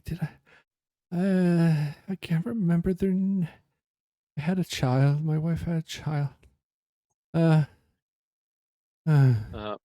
Egerton looks over to Fox and he's like, I think we're barking up the wrong tree here. Grace comes up and whispers to the other two, "There was no child. Not there." Very strange. Let's search the house. The chicken walks in. Goes to your feet, Grace. Hey. I'm gonna pick up this dang chicken. It's my chicken now. You're carrying a chicken, and Yep, it looks up at you. It looks up at you like this. Oh, Grace, you've got the right idea. You do. Yes, you do. Oh, I can smell it already cooked. Eat No. nothing, Egerton. It's easy for you to say when your stomach's not growling all over the place. You should have ate a bigger meal before we left. Shh. My wife is sleeping. How many times do I have to say that? Shh. I think we should just look around real quick and go. Yeah. Right. Let's search the place. Okay. Head up to the loft. For the child and anything that might be unusual. More letters, perhaps. Yeah. You take a look around. Go up to the last floor or the last room on the left and the back on the first floor. What it is? Just a upended pantry, curdled milk, food rotting and decaying, and just overturned baskets. You go to the top floor. There seems to be looks like a makeshift guest room. There's no beds or anything like that. It's just farm and blankets kind of laid out on the ground. A layer of dust. The things that are metal in here, and even the coins you find and everything. There's always like this. There's a patina of frost on everything. It's cold in here, and the last kind of room on the top floor. There's a room, but it looks like it's just a storage area kind of thing. There's this one chest, and in the chest there seems to be travel clothes for like a husband and a wife, and clothing for a child. But the travel chest is still here. So, I have this favors in esoterica. Yes. So Fox, he's seen death, so he'll go over to where the wife is lying. Just do a second look to make sure that the child isn't actually there. Sure. It wasn't overlooked. Sure. And then he's going to kneel down. Maybe this will be fruitful. Maybe this will provide something. Maybe not. And he'll start speaking in Latin, and he's going to probably take some a pouch out of his take off a pouch, put some dirt in his hand, and was going to sprinkle it across. So the ability can deepen footprints. I actually want to see if there are baby footprints leading away. I'm assuming the footprints would be covered in goo or whatever. So I'm going to see if there's a footprints leading away from where the mother is lying. Okay. I see two aspects here. If you want to see the child has walked away or has done something, or someone else has carried it away. yeah. You can. That would be a supernatural roll. Like I know you have medium, like probably your mediumship, or even in your favors in esoterica. This comes under favor in esoterica. Yeah, that's where I'm pulling the ability, I guess. But yeah. Okay, all right. So if you want to try that, I think that would be just due to the situation you folks are in, not in the room you're in, but just what's happening. You can try to roll a supernatural, but it will be a step down. Oh, a step down. Okay. Or if you're just trying to sense, like from your expertise and abilities, mediumship, if you want to roll to see if you sense like the lingering dead or something's here, you can do that with a step up. Oh, well, that would probably make more sense, I guess. Okay, I'll try and channel the dead. Okay. And sort of the dice, a 6. You definitely sense, you get the sense of one soul here, and it's very strong, and it feels sad. Sad, but also worried. You don't know, but you don't know if it's definitely it must be for the child or for the husband. It's kind of hard to tell. Okay. But besides that strong emotions, you get the sense of off in the distance, you feel the presence of two more. And they are sad, frustrated, and angry. Can I determine the direction? Yeah. Okay. Is it back towards that circle that Grace spotted, or Scarecrows? Scarecrows. Oh, okay. The ones that I destroyed. Are they sad because I destroyed them? Hard to tell. Okay.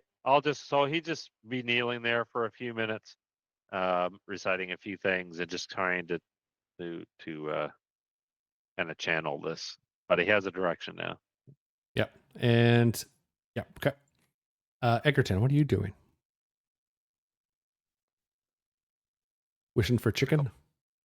Well, he's paying a lot of attention to the chicken. Yes, that's right. Just because he walked right up, it looks like he wants to be a meal.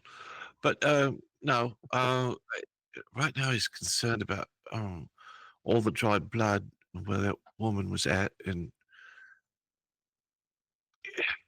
he's got to keep trying to look around if there's anything else in the house that might be of helpful. He's got to continue with his rosary and keep doing prayers, and yeah, he's going to keep looking. Okay. In reference to the house, you aren't able to find anything more. Just that kind of travel chest that was mentioned before. If two folks were off on a travel, these they're pretty poor, so they're obviously you kind of get the sense that no one's left the farm based on everything you are able to kind of take stock of in this house and just kind of what you've seen in various other areas. So he turns back to Fox and Grace. I think everything around here is cursed. I feel like we need to find out the source, but it's not going to be here. It's going to maybe on the other side of the river, or up more north. There are 2 workers that are missing.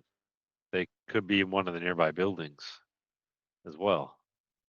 Oh, well, you want to check them? Would want to investigate them first? What Well, do you think, we're, Grace? we're right here. We should check these other outbuildings. There's a child missing. How many Right. outbuildings are left, Ryan? There's one left, and Okay. it's that Okay. one. That one looked more like a tool shed kind of thing. But the barn where Fox found the pitchfork, you guys didn't look at that yet.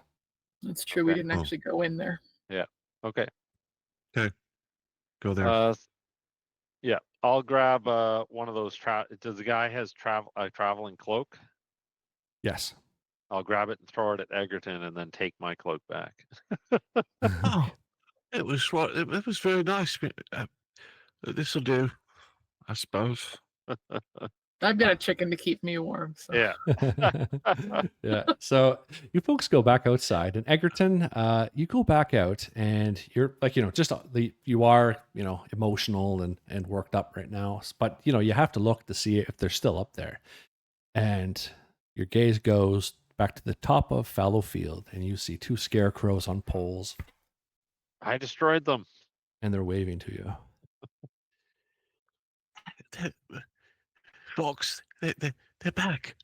They're back. Do I see it or just? Yeah. Oh, They're- okay. I'm They're like, they're back. Oh, damn. One thing I have learned, Fox, is sometimes God sends you signals, signs. Maybe Perhaps. this is a sign. I sense a spiritual presence around those scarecrows. It's obviously they are unnatural, but let us check these buildings. Yes, We can find some I agree. answers. Yeah, let's do that. That's right. Yeah. Who Pull has? towards. Oh, sorry. Who has? What are your supernatural scores or levels, please? D6. Okay. D6. Okay. D4. Okay. Oh. So, Grace and Fox, both of you, as you come out of the house, there's a strong kind of Fox. You've already heard it, but Grace, it's you can hear it now too, and it's just on the wind, and it's louder this time. He is ours. In a very majestic, female-sounding voice that I cannot emulate. But it is. Look towards Grace, and I'll go. The voice, could it be talking about the child? Well, one would only hope. Because I don't know who else he might be. I'd All like right. All right, go ahead. I'd like you to give me a supernatural roll, please. Okay. Who? Everyone or Fox and Grace. 3. Got it. Okay. I got a 1. Oops. Grace, it almost sounds everywhere to you. And kind of unnaturally, you look at the vial again to see if it, is it coming from that? It's still, the hair is going around ever so slowly. Fox, and Grace kind of lifts this up, and just the way, there's a little bit of a patina on the glass, but with your, you think the voice is coming off toward, you remember there's that crop circle spot. And but from where kind of Grace just unknowingly or unnaturally just kind of lifted this thing up in the air, and your gaze is just kind of brought past this frosted patinaed glass spirits with an eyelash inside, and look out and over, and you think you see snow falling where that crop circle would be. But in your periphery, up on the hill. Yep.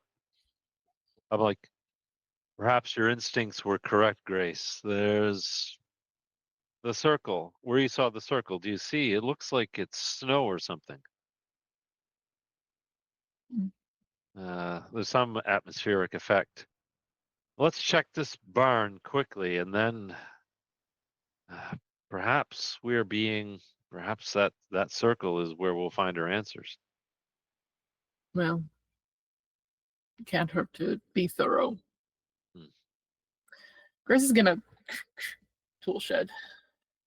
See if that's Okay. Tool shed is kind of first on the way, so you go there, and the barn is just kind of a short distance, like 4 or 5 steps past that. The door isn't secure in this, and it's hung open on a hinge. Inside, you find very essential tools, and it's been so cold here. It actually, Grace, you're happy to just lanterns, oil, yay. start a little bit of a flame maybe, and then you look at Egerton, and hopefully he doesn't see it, because then you can cook the chicken maybe. So you can maybe just kind of put your body in front of that, and you open the door, and all of a sudden, from the rafters, this swarm of ravens just comes down and just envelops you, and just swirls around and around and around, and they're like quack, quack, quack, and it's just almost like a wave of these things as they're flying around you, pecking you, and the chicken goes quack, quack, quack, quack, quack, and it's freaking out. What do you do? No. What do you do, Grace? I think I'm gonna duck and run back out. Duck and run. But Yeah. That's Yeah. Give me a physical challenge roll, please. okay. That's fun. 4. Okay. As good as I can do. Yeah, no, you were able to kind of shoo them away. You don't lose the chicken, and if you didn't pass that roll, you would have taken a hit of damage, and it would have hurt. And for those who don't know, all of these agents of the Dee Sanction all start with 3 hits, so combat can be very, very brutal. So losing a point of health is a big deal. So, but with your success, you're able to. What happens?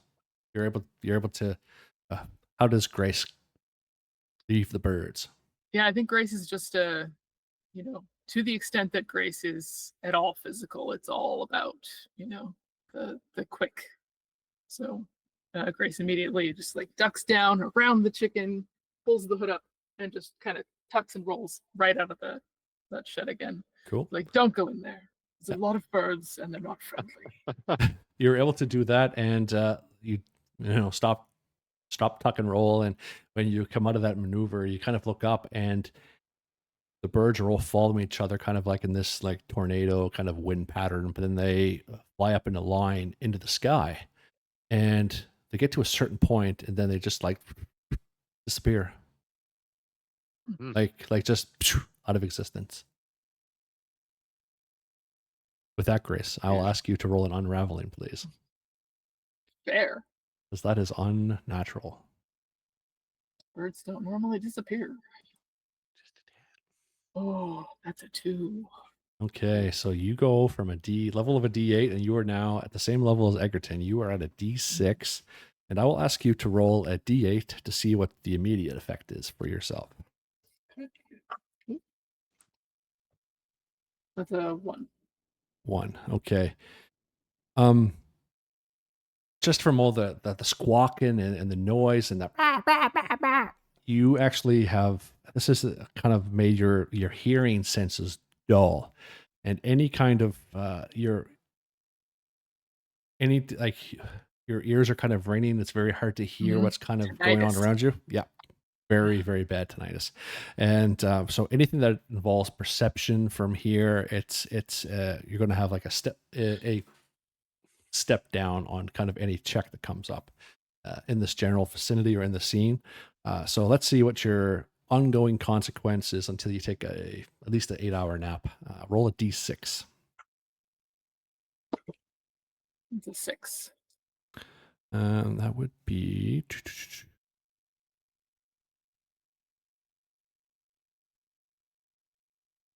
just everything in the stress that has come up to now. Your demeanor goes to kind of unforgiven and driven to seek redress for anything that goes slightly, anything that's slight or wrong. You have a strong opinion about. So, Egerton wants your chicken.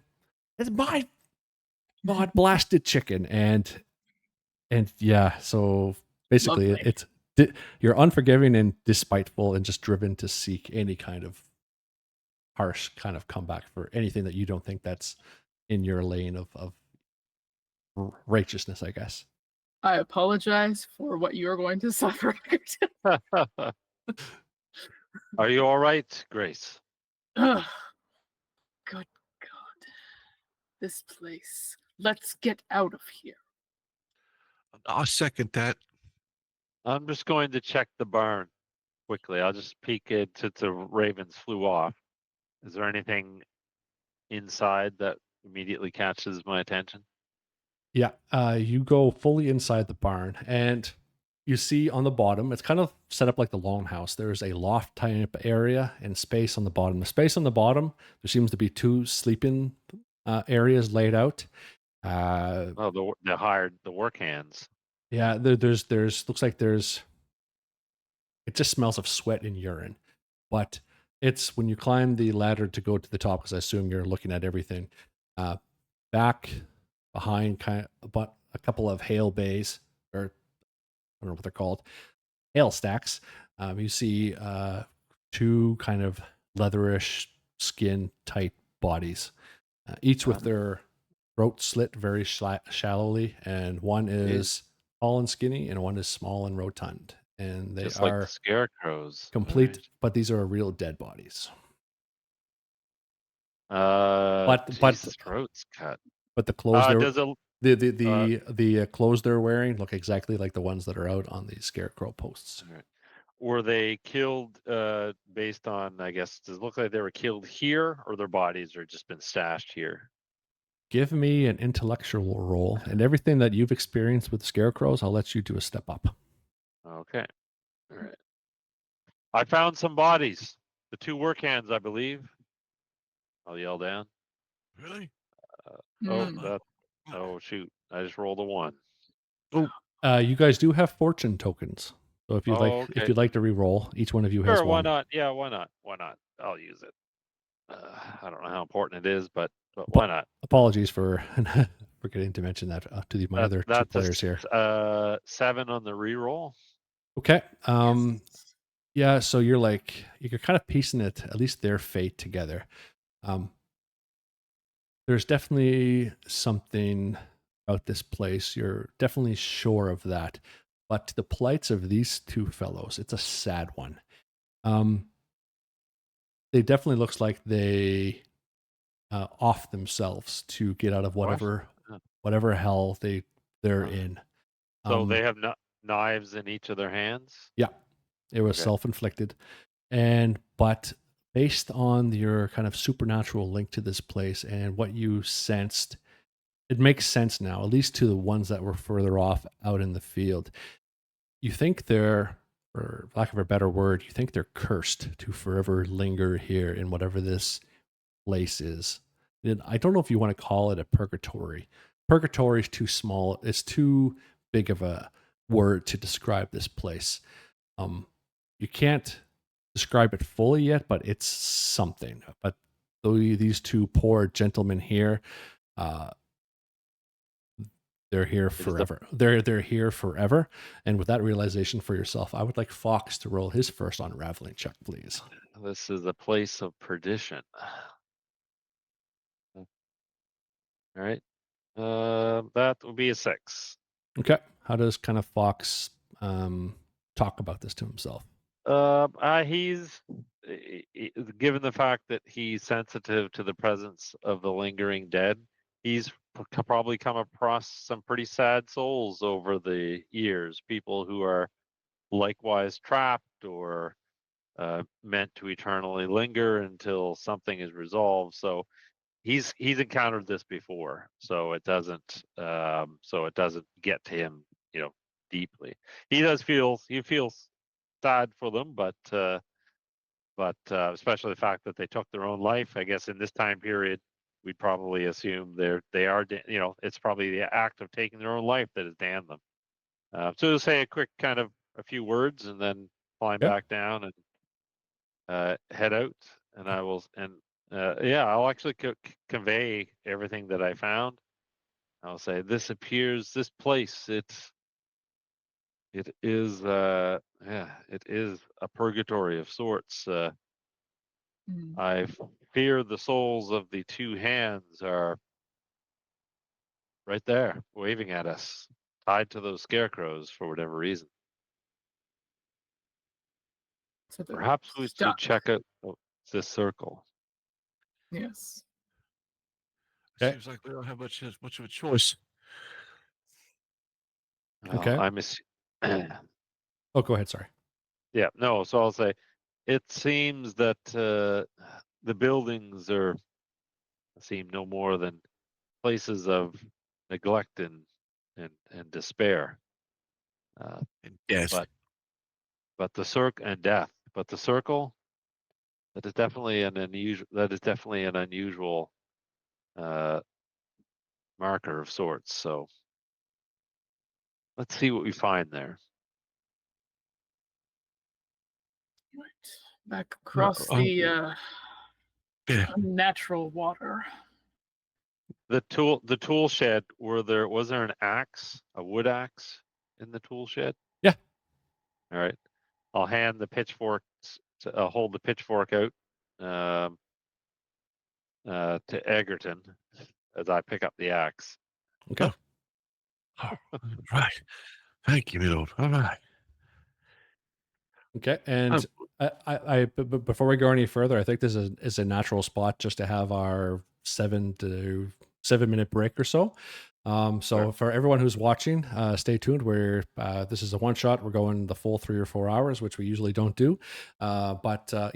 Just for my players here, either just turn your video off in the Google Meet and mute yourselves. And stay tuned, folks. We will be back in about 7 to 10 minutes. Awesome. Great. Thanks. All right, we're back live, unmuted. And there are my lovely players. Welcome back. No. Okay, cool. So we're at about and thanks for everyone sticking around. The numbers stayed static, so that's awesome. Means you're enjoying the story. So we're pretty much at the 75-80% mark. Probably about another hour. So yeah, let's just jump right back into it. Egerton, how are you doing? Well, I think he's shaken up by all of this. Most of all, his stomach's been ruling the day, but at the same time, he's been, questioning all of his beliefs, especially after the the the act that Fox put before him after he saw the pennies removed from his hand go into the bag or whatever it was.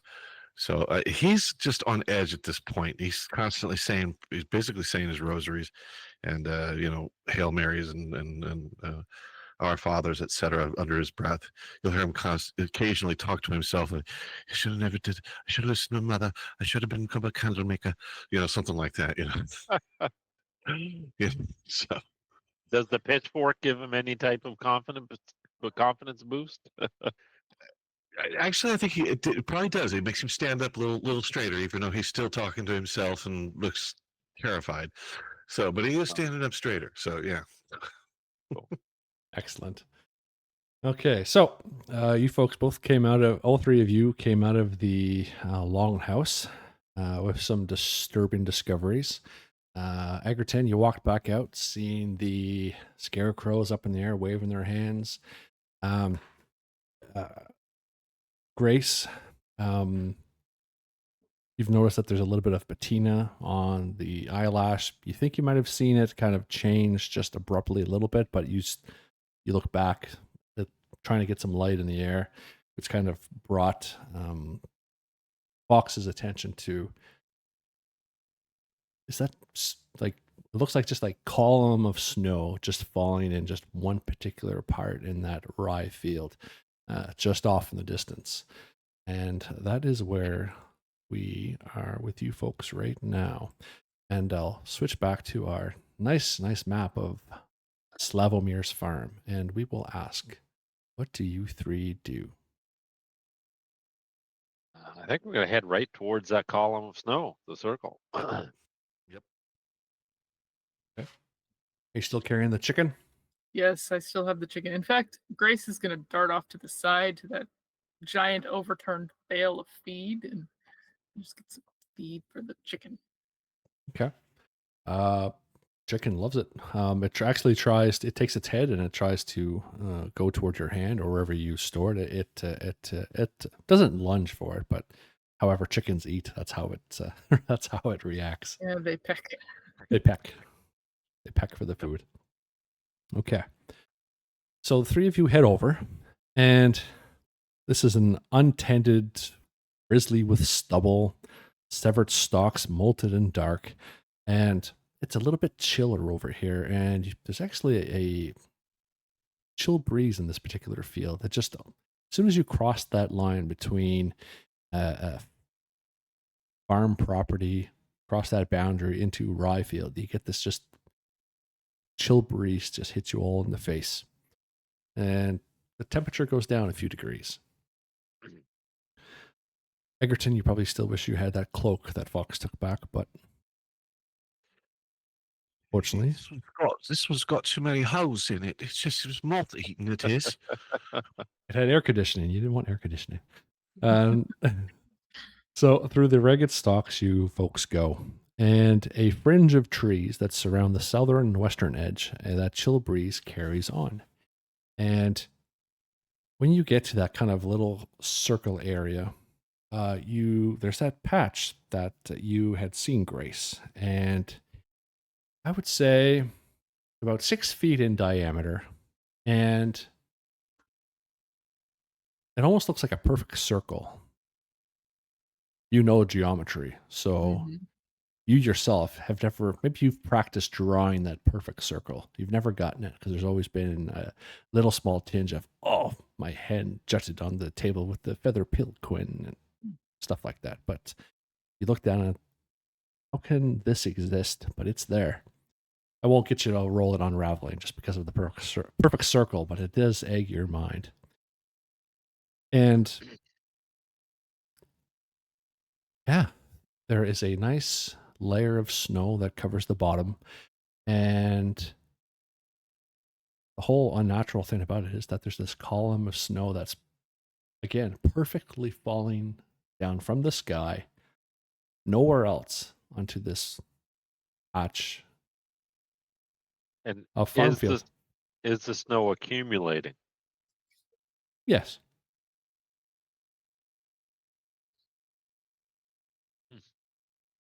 But This is unusual. Oh, sorry. yeah, no, it's like, it stays like 1 inch, 2 inch, but then it's still a little bit warm, cool around. So parts of it melt along the edges, but yeah, no, it's like it's not a full blown snowstorm. It's just it's like if it was flurrying outside, and it's just Is light there anything else in the circle, or it's just a patch of crops that's pressed down? patch of crops that's pressed down with a nice layer of snow. I suppose one might consider this a miracle in another situation. What time of year is it? What time of year is it? Just out of curiosity. Spring, It's spring. mid-April. That is quite odd. But Grace did mention that it looks like fall around here.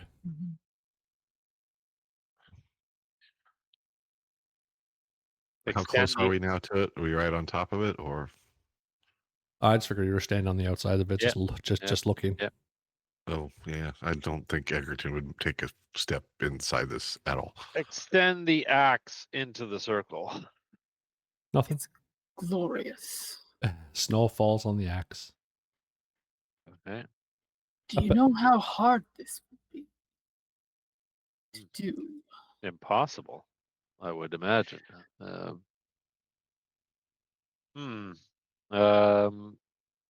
Well, to be honest, I was expecting to find something here, but it just appears to be this phenomenon.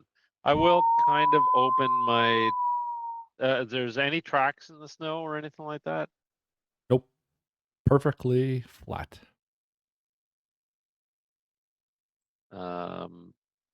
Do we, even though it's really far away, do we see kind of the similar thing up in Barleyfield from that distance? Yeah. We do. Oh, it's a similar event. Oh, No, okay. no, sorry. Oh, sorry. I thought you meant like the do you see the scarecrows from where you are? And No, what I meant was is the cold, the like crop circle or whatever, cold patching. We saw that from a pretty long distance in Rye Field. So I'm wondering if we could see the same thing up in Barley Field. yeah, no, there's nothing. Okay. Worth a try. But everywhere you have been besides the rye field, it's been a little bit warmer. It's just when you entered rye field where the temperature dropped to 3 or 4 degrees, and there's this chill wind that pervades from the southwest. All right, I'm going to step in. Mhm. I'll announce to the others. My lord, I don't think it's too late. I am sensitive to the presence of the dead.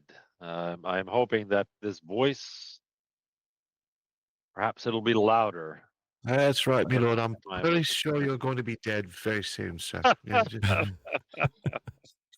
That's the way it usually works in my scenarios with Dave, but we'll see. That's right. So I will All right. step in. So as he's saying that, and you're like, "Oh, he's gone now." He disappears, and you see his tracks in the snow. And The fox, it disappears. Oh, Does he what's now? Yep. Oh, Jesus.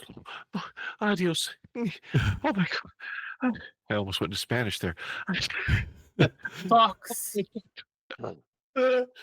um, roll another. Can you roll? His head. Can you roll another? Grace has been very logical this whole game, so I won't get you to roll an unraveling because you were probably expecting this, but Egerton's freaking out. So Egerton, Oh, no. Yeah, he certainly would be freaking out over this one. I'll get you to roll It probably proved all of his suspicions anyway about him being a warlock. He just made himself disappear. So roll a d6. D6. Oh, that's right. Because my unraveling's been lowered, and that is a 4. Okay, all right. Besides just saying your four Hail Marys full of grace and stuff like that, you're able to. Maybe it's your belief in religion that's keeping you solid. I shall trust in the Lord. I trust in Him in every way. I trust Him to get me out of this crazy situation. It strike him down if he's a demon. He's not a demon. Well, you He's saw just what he gone did. He just somewhere. disappeared into thin air. Wasn't his choice, I don't think. Perhaps this is a way out. Maybe that's a portal to hell or something. Well, hell would be really all sorts of fire, wouldn't it? What if Well, there are many levels, I hear? Perhaps one is frozen. What have you been? No. Well, neither have I. But I just if you knew, that's. Hold the chicken out towards the circle and see if it is at all perturbed by the it. chicken with longing eyes. You put the chicken out, it cocks its head pretty much 180 degrees and just looks at you like, huh?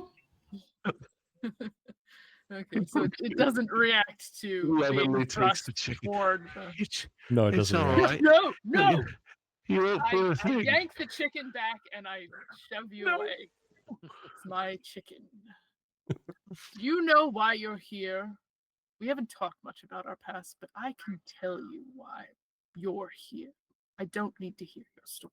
It's because you cannot read a room. Fox still has not reappeared, I assume, at this point. No. And we haven't heard from him. Okay. Grace is walking into the circle. Egerton's just like. Okay, it's been you guys have been philosophically talking back and forth for about 10 minutes. Yeah, he goes in after her. He's like, "Oh bloody hell!"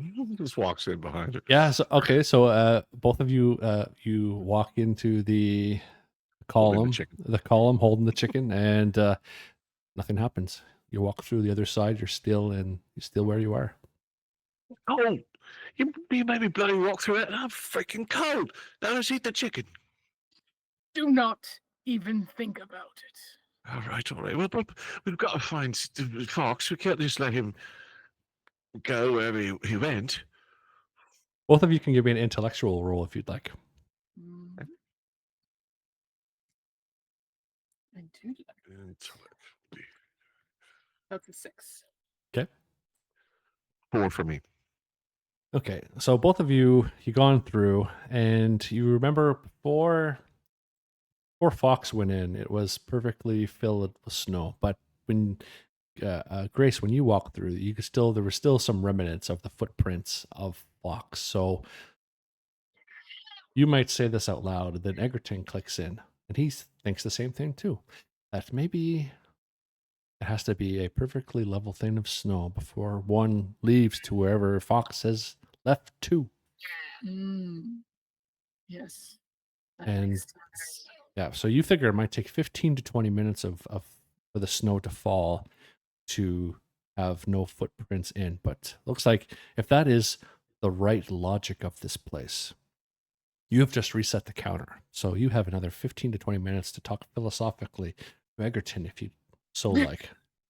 Egerton's like, so you do know that only a witch would know that that's what we've got to wait for right there. No, it the is snow. not.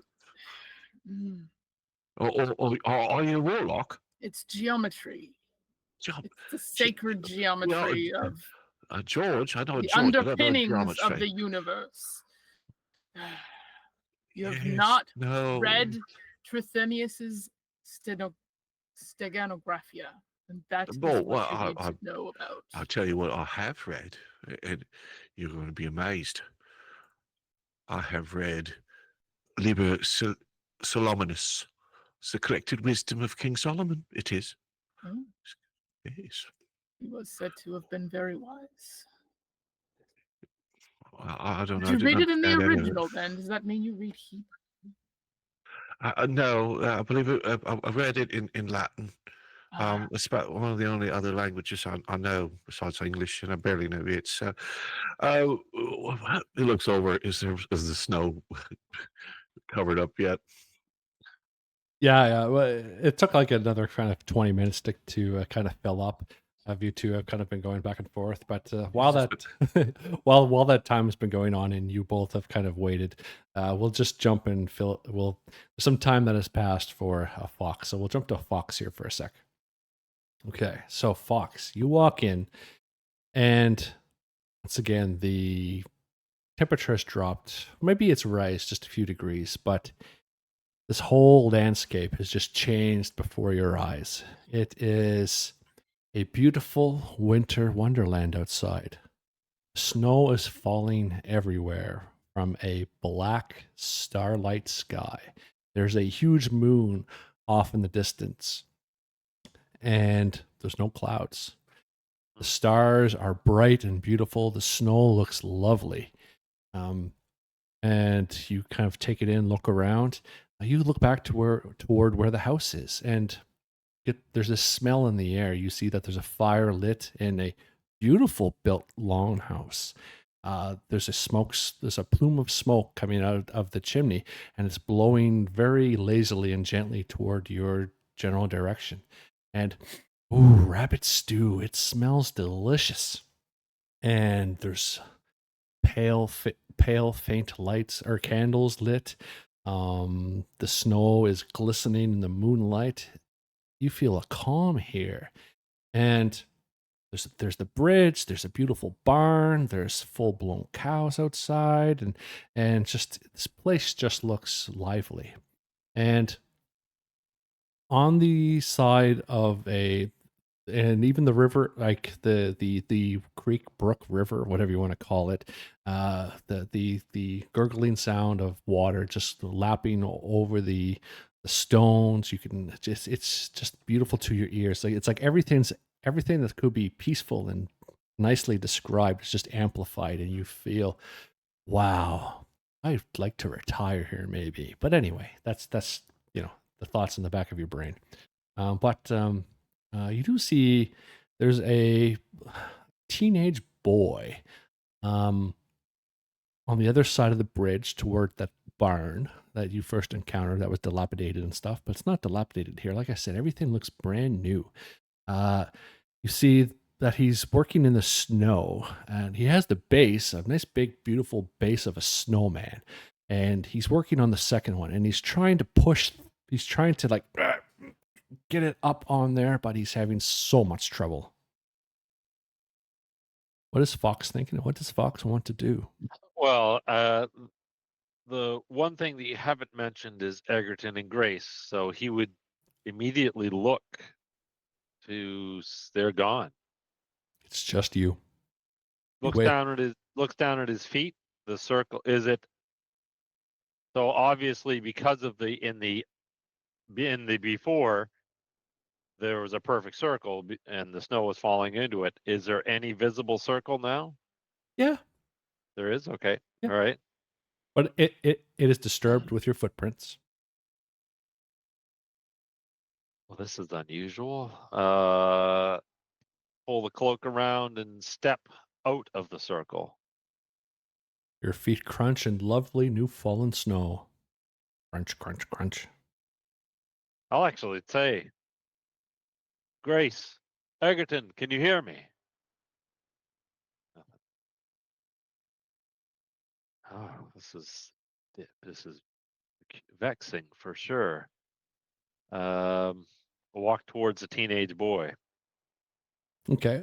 You walk toward the bridge, and you see him trying to lift that. He's still trying to get it up on top of there, but you don't have to roll to notice this. You remember that that postmark hole that was in the Yep. ground when you first got here. There's actually one fully constructed, built here. There's a kind of like a timber cabinet and with two closed doors, and there's a few candles that are on the top of the slanted, a couple wax candles that are on top, and they're lit and beautifully glistening in the moonlight snow, and the wax is kind of falling down and melted over the place. Looks like it's beautiful here, Fox. Well, as the lad is struggling, Fox will suddenly step in from side camera and help him. Whoa! Hello. The name is Fox. I'm new to this strange place. Wow, this has never happened before. Are you? No one's ever come here before. Nice to meet you. What is your? You're like me. You have a name? Slavomir, what's your name? Slavomir. This is your farm then? Yes. Well, it's my mom and dad's farm. They went to the market. They'll be back. They'll be back eventually. But I've never seen someone like me here before. You're Like- here by like- you're here alone. No. Like. I'm a boy. You're a big boy. I've never seen one before like me. Oh, I'll look at I can't obviously see my reflection, I guess, but I'll look at my hands and am I younger? No, you Oh, are okay. All right. you are yourself. Oh, okay. The scarecrow's here. No. Oh, okay. You were here alone then. There's no one else on the farm? No. My mothers are here, and my baby brother, and my baby brother. Mothers? Yeah. You have more than one? Yeah. Don't you? I have 3. Odd. I'll look back towards the circle. I'm half expecting to see Grace and Egerton step through. Nothing yet. Peculiar. About 20 minutes have gone by for you. You're strong. You lifted that all by yourself? Wow. I've never seen such a feat. I'd like to meet your mothers, and your brother, but I have some Yeah? but I've lost my way Oh. with some friends. Where did you come from? No one's ever visited before. How did you get here? I don't know. I've just always been here. Haven't you been somewhere before? Before No, here? I'm gonna look around. Is there a shovel nearby? Yeah. You look back toward the tool barn on the other side. The doors are open, fully stocked. Looks brand new. I will grab the shovel, and I'm going to. Where are you going, sir? Where are you going? One moment, lad. I will grab the shovel and walk back towards the circle. can I actually? Is it snowing here? It's still Yeah. snowing, right? Yeah. Can I actually? Actually, I'm not even. I don't even need the shovel. Never mind. Okay. I'm actually going to use my favor to disperse my footprints and make the snow. Okay. Even again. Okay. Just due to the situation that's happening, I'll ask you to take a chance first to see if you're actually Okay. able to do this. So roll a Okay. d6. 1 to 3, no. 4 to 6, yes. 3. Sorry. Okay, So I can't. you've done this plenty of times before. You've done the motions, and it's like zzz, almost like a short circuit, and you feel it. You're like Okay. like this force. Just zzz. So I guess I'll go back to my original idea of the shovel. I'll actually scoop up some snow and basically throw enough snow into the circle so that Okay. my footprints are covered. Okay, you go get the shovel, you come back, and then all of a sudden, poof! Damn geometry, Eggert. Then you see Grace and Egerton. Well, sorry. You see.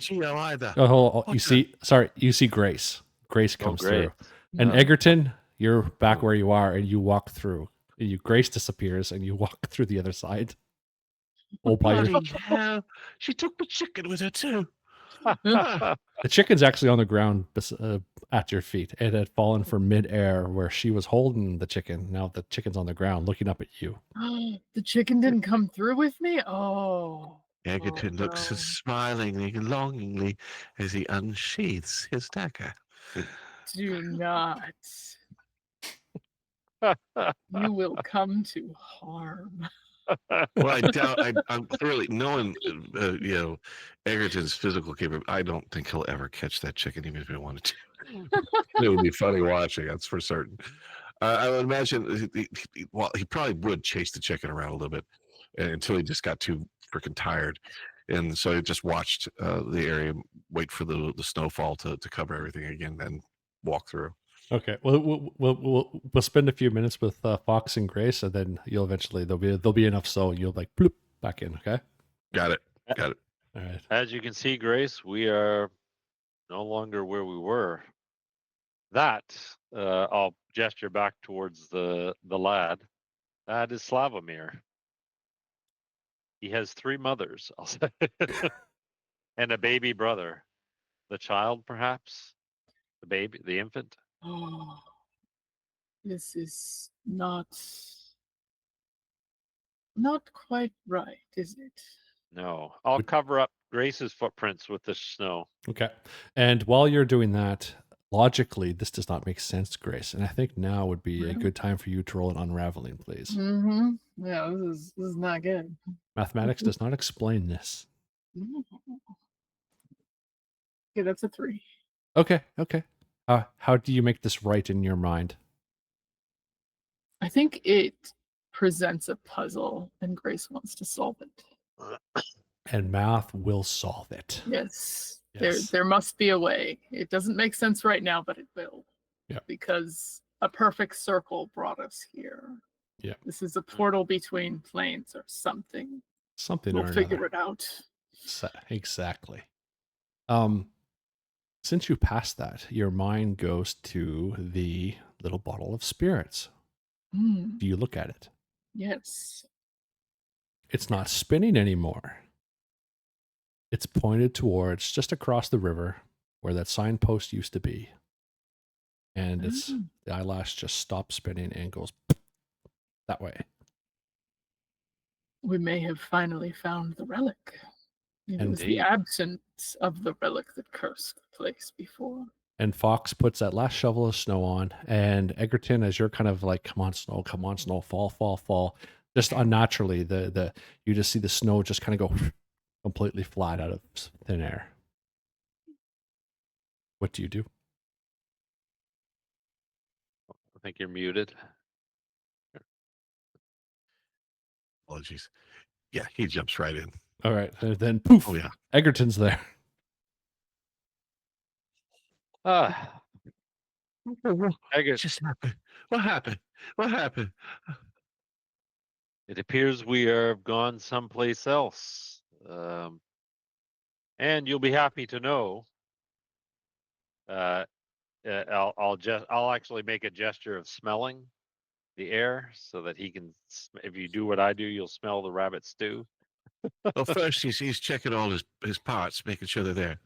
If he's around. Mhm. All right. Fine. And oh, Part- what's that smell? What is that? Lovely stew. Stew. Lovely stew. He's like Let us gonna follow it wherever it is. So let us follow our noses towards the farmhouse.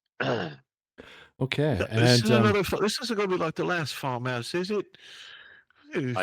I think you'll find the bread fresh, the stew freshly made, and the only thing that's unknown is who will be our hosts.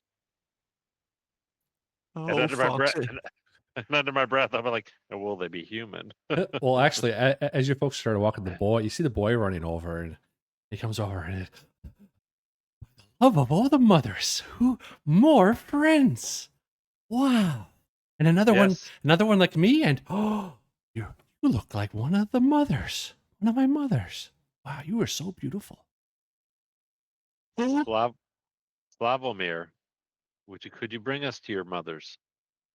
Yeah, we're just about to have a lovely supper. Never had guests before. He's got more than one mother. What are your names? Fox. Fox. What's a Egerton? What's a fox? That sounds straight and to the point. I'm a fox. Amazing. And you, sir? Oh, you can call me Paul. Oh, yeah, Egerton. Paul. But, Paul I Egerton. Lovely. No, it's P- just Egerton. P-E. Yeah. Paul. I Oh, smell just food. Paul? Just Paul? Okay. And No, Egerton. Egerton. My mom called me Eggers. Eggs. Eggers. How about eggs? I love eggs. You can be eggs. Sure. Show me to the food. And what about you? Are you a mother too? No. What? Mother without a what? But all mothers have. This is. I'm sorry. This is just strange. You are beautiful. Did you? I thank you, I suppose. Yeah. Well, lead on, Slavomir. You see him kind of like foot down on his thing, and he's just getting all red in the face, and he's all blushing and stuff. He thinks you're beautiful. Grace, where is the eyelash pointing? To that cabinet.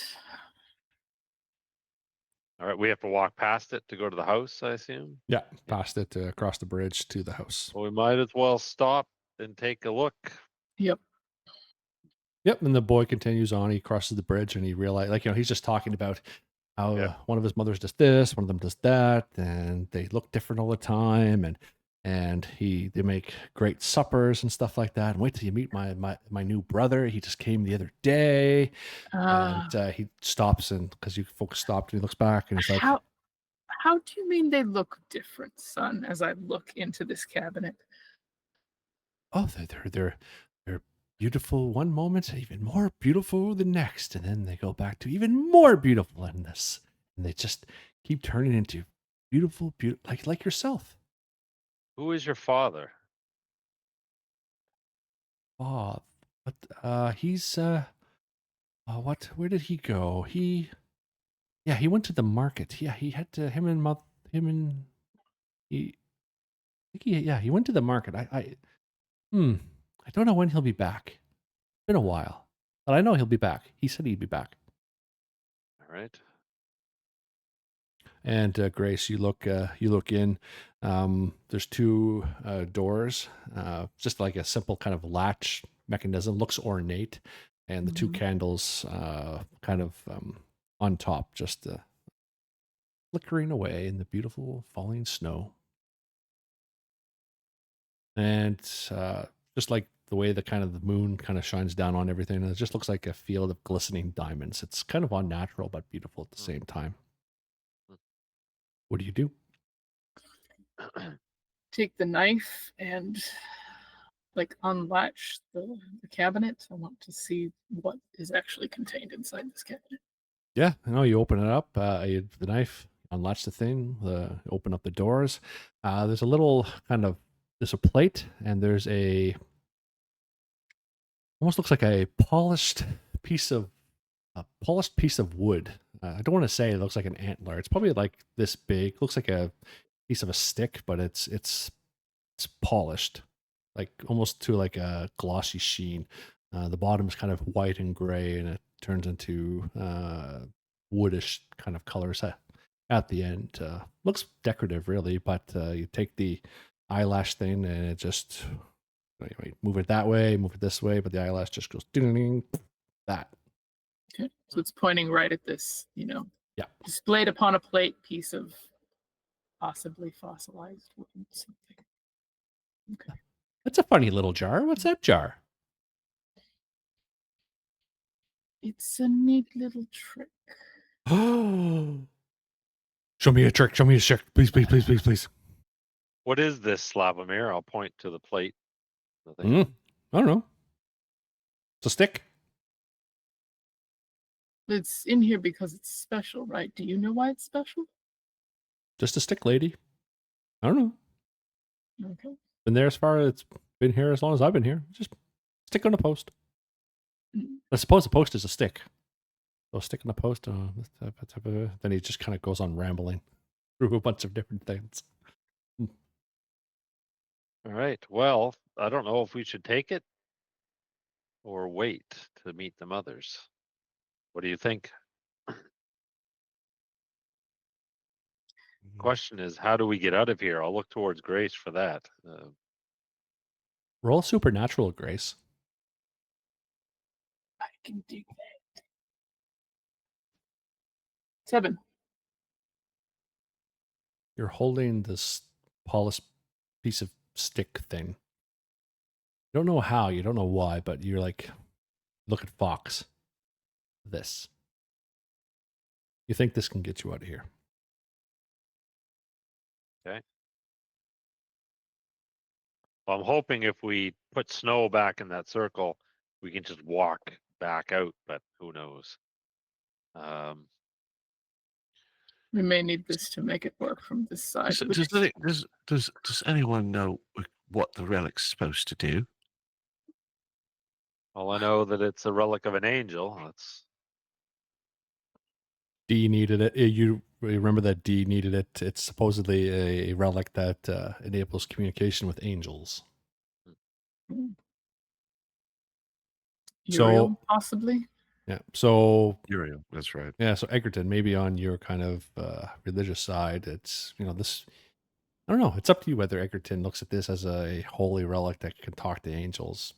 Like, does your belief go that deep, or that the little stick? Well, he's very Catholic. No, I believe Catholic faith would absolutely could go that far, especially during they love their Elizabethan relics. times. Yeah, they're very much all about the relics, and 100% believe that was the finger of Saint Francis of Assisi or whatever it was, that type of thing. So I think he would absolutely believe in whatever this is, but yeah. So, but we still haven't figured out what that was exactly. We don't know yet. I am unnerved. Oh, sorry. No, what were you saying? I am unnerved by the prospect that the mothers would be angels. You hear on the wind, Slavomir, dinner time. It very well could be sirens, leading us soon to our deaths, to their dinner plates. At least that girl's got some food. I won't. Do we believe in Oh. spirits of earth that change with the seasons? Fox, you can give me a supernatural roll based on everything that you've been through, if you'd like. Okay. Well, I suppose we best not be late for dinner. Rolled a 2, so Yeah, it's all confusing. Okay. Yeah, hard to say. All right. We'll follow Slavomir to dinner, to the dinner table. Finally, some food. It smells delicious. Did I say that already? All right. So, you go to the longhouse, following the boy, and he opens the door, and I want to give you the nice description. Definitely a different looking place than what you walked into, seeing an old man at a table and that kind of deathly hollow.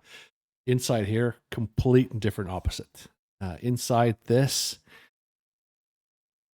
the central table still there, and all the other furnishings look the same, but kept, new. Everything looks fresh here. There is a beautiful platter of fruit, meats, breads. Looks like red wine, maybe, just put out on this entire table. Stew boiling on a roaring fire in the back.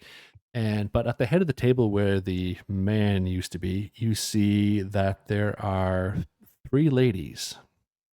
And it's a picture of one of them here. If you check your stream, there's only one depicted in this picture, but they all look like 3 of them are. It looks like they might be conjoined at the hip. It's kind of hard to tell, but the middle one is holding this child, and looks like she's humming. And they're all humming in unison. This almost like a lullaby. And Fox and everyone, you hear it, and it's basically just repeating. He is ours. He is ours. And this beautiful kind of motherly, almost like a sense of possession, like they think this child is theirs, and they firmly believe that. And they see the 3 of you walk in with this boy, Slavomir. Kind of hard, like, is it even him? Who knows? Resembles, like, he has the facial features of the older one, but it's kind of hard to tell. And you get a look from the mother on the left. But other than that, they look back at the child and they just look blissfully happy. Are they wearing? Is that plants and vines and Yeah. and leaves? Yes. Beautiful Yeah. flowers, vines, very floral and decorative. And can I just clarify? Do they pointed ears? Do they look like Sylvan, Elvish? Yeah. Okay. Slavomir, they all say in unison, time to eat. We can hear your little tiny stomach grumble for food. Forgive our intrusion.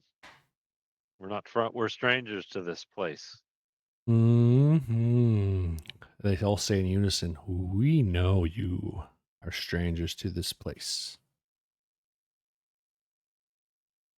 We've been sent. Oh, sorry, good. So I was just going to say, forgive me, my lady, but Yes. that baby. Our wasn't that you took that from baby. a mother? You took that from a mother? No, Dead mother, did you not? You took from her. You did. Yes, you did. You took we it from her, took didn't what you? was ours. Egerton, We took what was ours. Egerton, perhaps it is best not to provoke them. Oh, well, what do you propose? The baby looks healthy and well cared for. I'll look towards Slavomir. He looks healthy, correct? Happy? Yes. Yeah, I'll say. I'm not sure there's anything to be concerned here. We've been sent for the relic. The what? They all say in unison. The relic that allows you to speak to angels. Are you angels? No, we don't know of such things. Hmm. We're Very older odd. than any of your beliefs. We don't care in your petty beliefs and petty gods. We have all what we want. I'll look towards Grace. I have so many questions. They start humming away again and stroking the child. Then the baby is cooing and cawing in the middle. And as you three stand there and stare at these three, their gender and what they look like is ever changing. They look like, women from your lives that you've cherished and loved. Fox, for a second, the one on the left looks like your mother. Egerton, maybe a previous love, looks like the one in the center turns into Grace. Maybe a grandmother, the one on the right, turns into the resemblance of her. Just a woman you have admired in your life, and just there's this fluidity about the way they're just changing, and that they're ever so changing. I see no malice here. I'll look towards the others. I'm sorry, it's just this isn't right. This doesn't sit well with me. Who He's are we to gonna. judge? It's not for me to judge or you to judge. It's for God to judge. Oh. So, Are they even under God's purview? Do we know? all creatures are under God's purview. Grace, you could give me a supernatural roll if you'd like. Dear Lord in heaven, please give me the strength and the wisdom to know what is 6. deception and what is not deception, and is of the evil presence of the evil one. He goes on a tirade about trying to get the Lord's help. No problem. We'll do Grace first. You get the sense, just in the environment and just what these creatures are putting off, longer than time, longer than anything. These things are ancient, and they answer to no God. Egerton, they turn red in the skin a little bit after you ranting for, let's say, 5 minutes or so. And all three of them kind of they grow like the vines that they seem to be. And one of them puts the baby down in a little wood manger, so to speak. Yeah, like a little manger. And you are annoying us. Oh, is that right? Too. Met me mom. Never annoyed her. That's all right. Hail Mary, full of grace. He goes on. He sells like 5 Hail Marys and comes into. Actually, you look at the middle one. It is your mother, and she's yelling at you again. Egerton, be quiet. Okay, Just to clarify, does only Egerton see the stuff that you're describing to him, or do we all witness it? You all witness. Oh, we all witness it. Okay. Yep. We don't know what his mom looks like, but yeah. Yeah. We'll grab Egerton by his farmer's cloak and be like, quit your rambling, man. You guys, you are provoking me. The child, the one that's holding are they still holding the child, or they just laid it down? Laid the child down. And the child, Egerton's probably going to do something very stupid here, but he has an idea. He has an ability. He pulls out one of his candles that he normally uses to pray with, and he says a few words in Latin, but mentions the Archangel Gabriel. And as he does so, the flame erupts in this massive bright light. Before that, so much it blinds them. Yeah. So before that happens, take a chance. Roll a d6 and see if you are able to activate this. Okay. 1 to 3, no. 4 to 6, yes. And you do have a fortune token. Oh, thank God for that. So yeah. All right. So D6, right? Okay. Yeah. Come on. Damn. When again, you're like, how do you perform this? What do they see? And you're like, nothing happens. Well, how does this work? Well, as far that was successful. Oh, 4, sorry. 5, 6 success. Oh, sorry. I thought you said you rolled another one. No, I rolled a 1 first, and then I used my fortune, Okay. and then I rolled a 4. So All right. So basically, you just have this little candle, and you just make it go, and it just bursts and in. blind them. Blind them? Basically, it's a blinding light. Yeah, yeah, And yeah. You have a moment. basically he hollers out to Fox and or Grace. No! All right. You have a Hopefully they'll moment. get the Each one of you has a moment. What do you want to do? These ladies are blinded. Damn, I mean, Fox is you've launched a plan that we're not in on. Yes, he would have thought. Yeah, it's probably what he should have said something, but he didn't have much time. So you can let it go. Worst case scenario, Well, they just blind for a few seconds, and that's it. So you know what? Probably Fox's instinct, and I apologize, it would be to smack the candle out of your hand and grab a hold of you. okay, Okay. but that's what happened. Well, how does Well, I guess Grace the react? question, but we're not. I guess are we blinded too? I guess that would be the question. That's the question. He would directed it directly Oh, towards okay. the Yeah, I think we women. directed So, away. Yeah. Okay. All right. yeah, Yeah. Okay. What's Grace's thoughts on this? Grace is like, I'm out of here. Okay. All right. So the question I think comes down to Fox. You said you wanted to smack the candle out of his hand first. Yeah, I mean, he's Fox does not.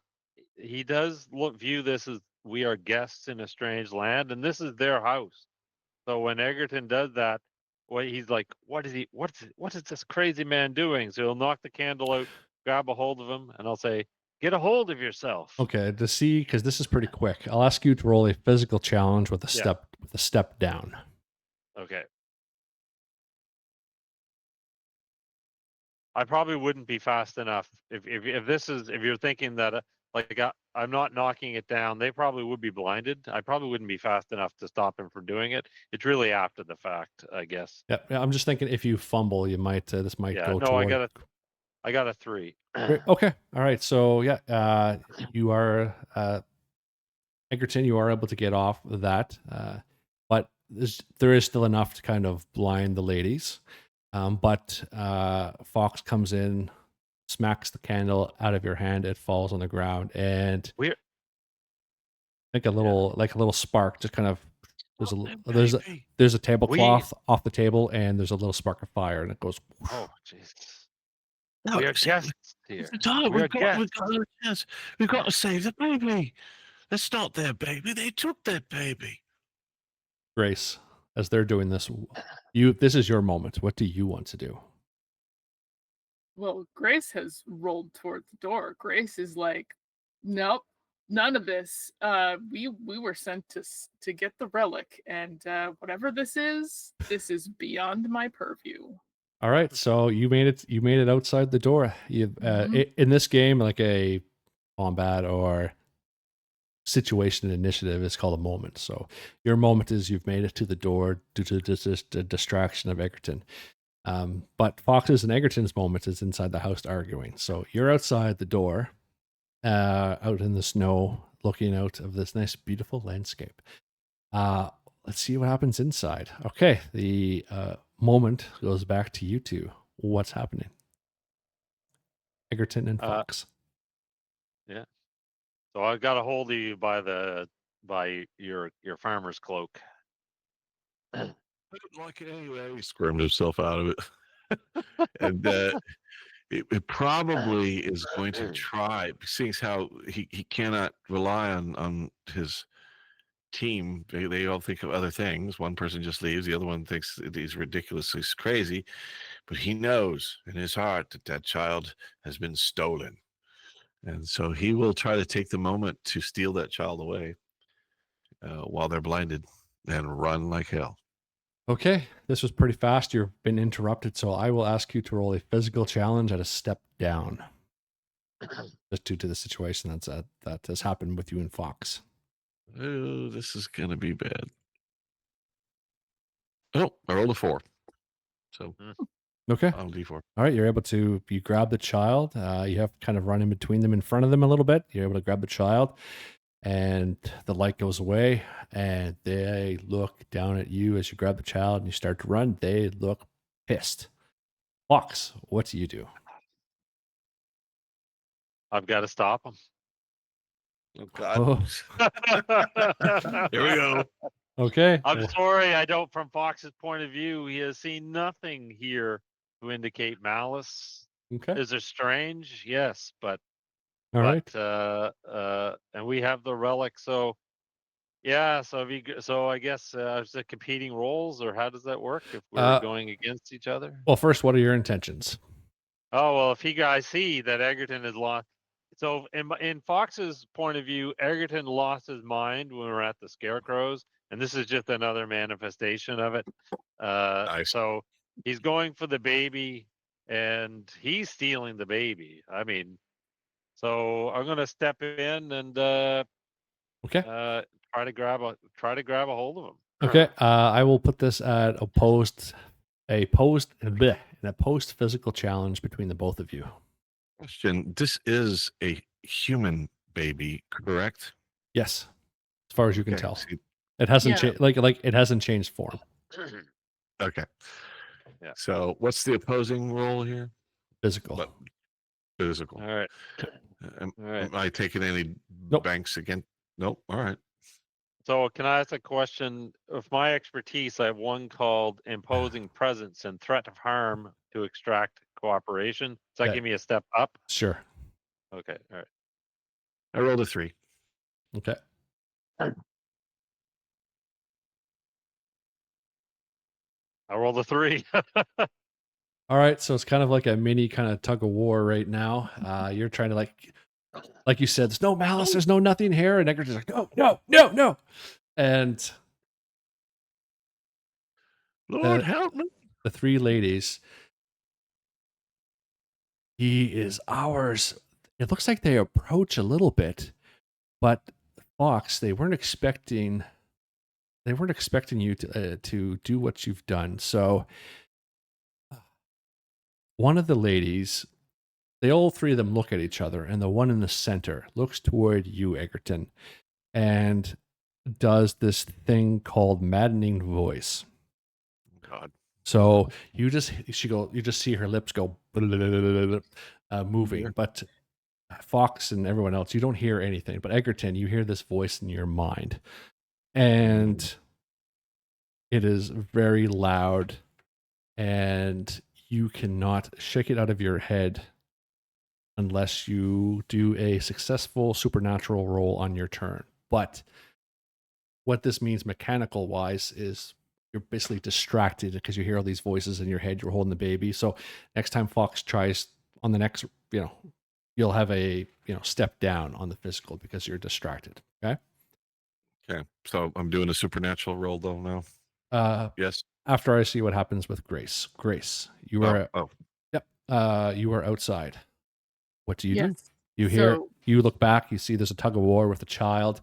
Slavomir is just in the corner. What are you doing? That's my son. What are you doing? And you see he's just lazily slapping Egerton on the back. Like, what are you doing? It's my son, or my brother, kind of thing. Yeah, Grace wants no part of that, but Grace does want to figure out how to get himself and whoever is going to actually come out of this place, because this place is crazy. You could roll, if you'd like to figure that out, you can roll a supernatural, and since you have the relic, you can do a step up if you'd like. Ooh. Wonderful. Okay. That is a 7. You think all you have to do, you start thinking mathematically, logically. It's like the snow is flat and the geometry is perfect. I can walk on through and bring. This must be an anchor. It's like this thing. It's keeping this realm here. So if I have it, I can leave here because it's an anchor, and the anchor needs to be hauled back to the other realm because that's where this is from. And all I gotta do is walk back through with the perfect snow. Is what I'm thinking is going through Grace's Grace's mind. Makes So- sense. Grace wants to think about, is there any way for more than one person? Because we saw that that was not possible before. Even the chicken didn't come through and I was holding it. Well, if you are holding the relic and hanging on to someone and you pass a supernatural roll, you might be able to bring 2 through at once. But other than that, you have to wait for the right amount of snow to fall and the foot tracks to disappear. Otherwise, only one person can get through every 15 to 20 minutes. Okay. Interesting. And do I feel like if I remove the relic from this realm that there won't be access? You don't know. Hmm. Hmm. Do you want to ponder that for a sec on your way to Yeah. the thing? Okay. All right. So we go back inside. Fox and Egerton. Since you guys are kind of in a PvP kind of way, we'll see who goes first. Each one of you roll, take a chance, and see what happens. Whoever has the highest pass goes first. I rolled a 6. There we are. So that's a D6, correct?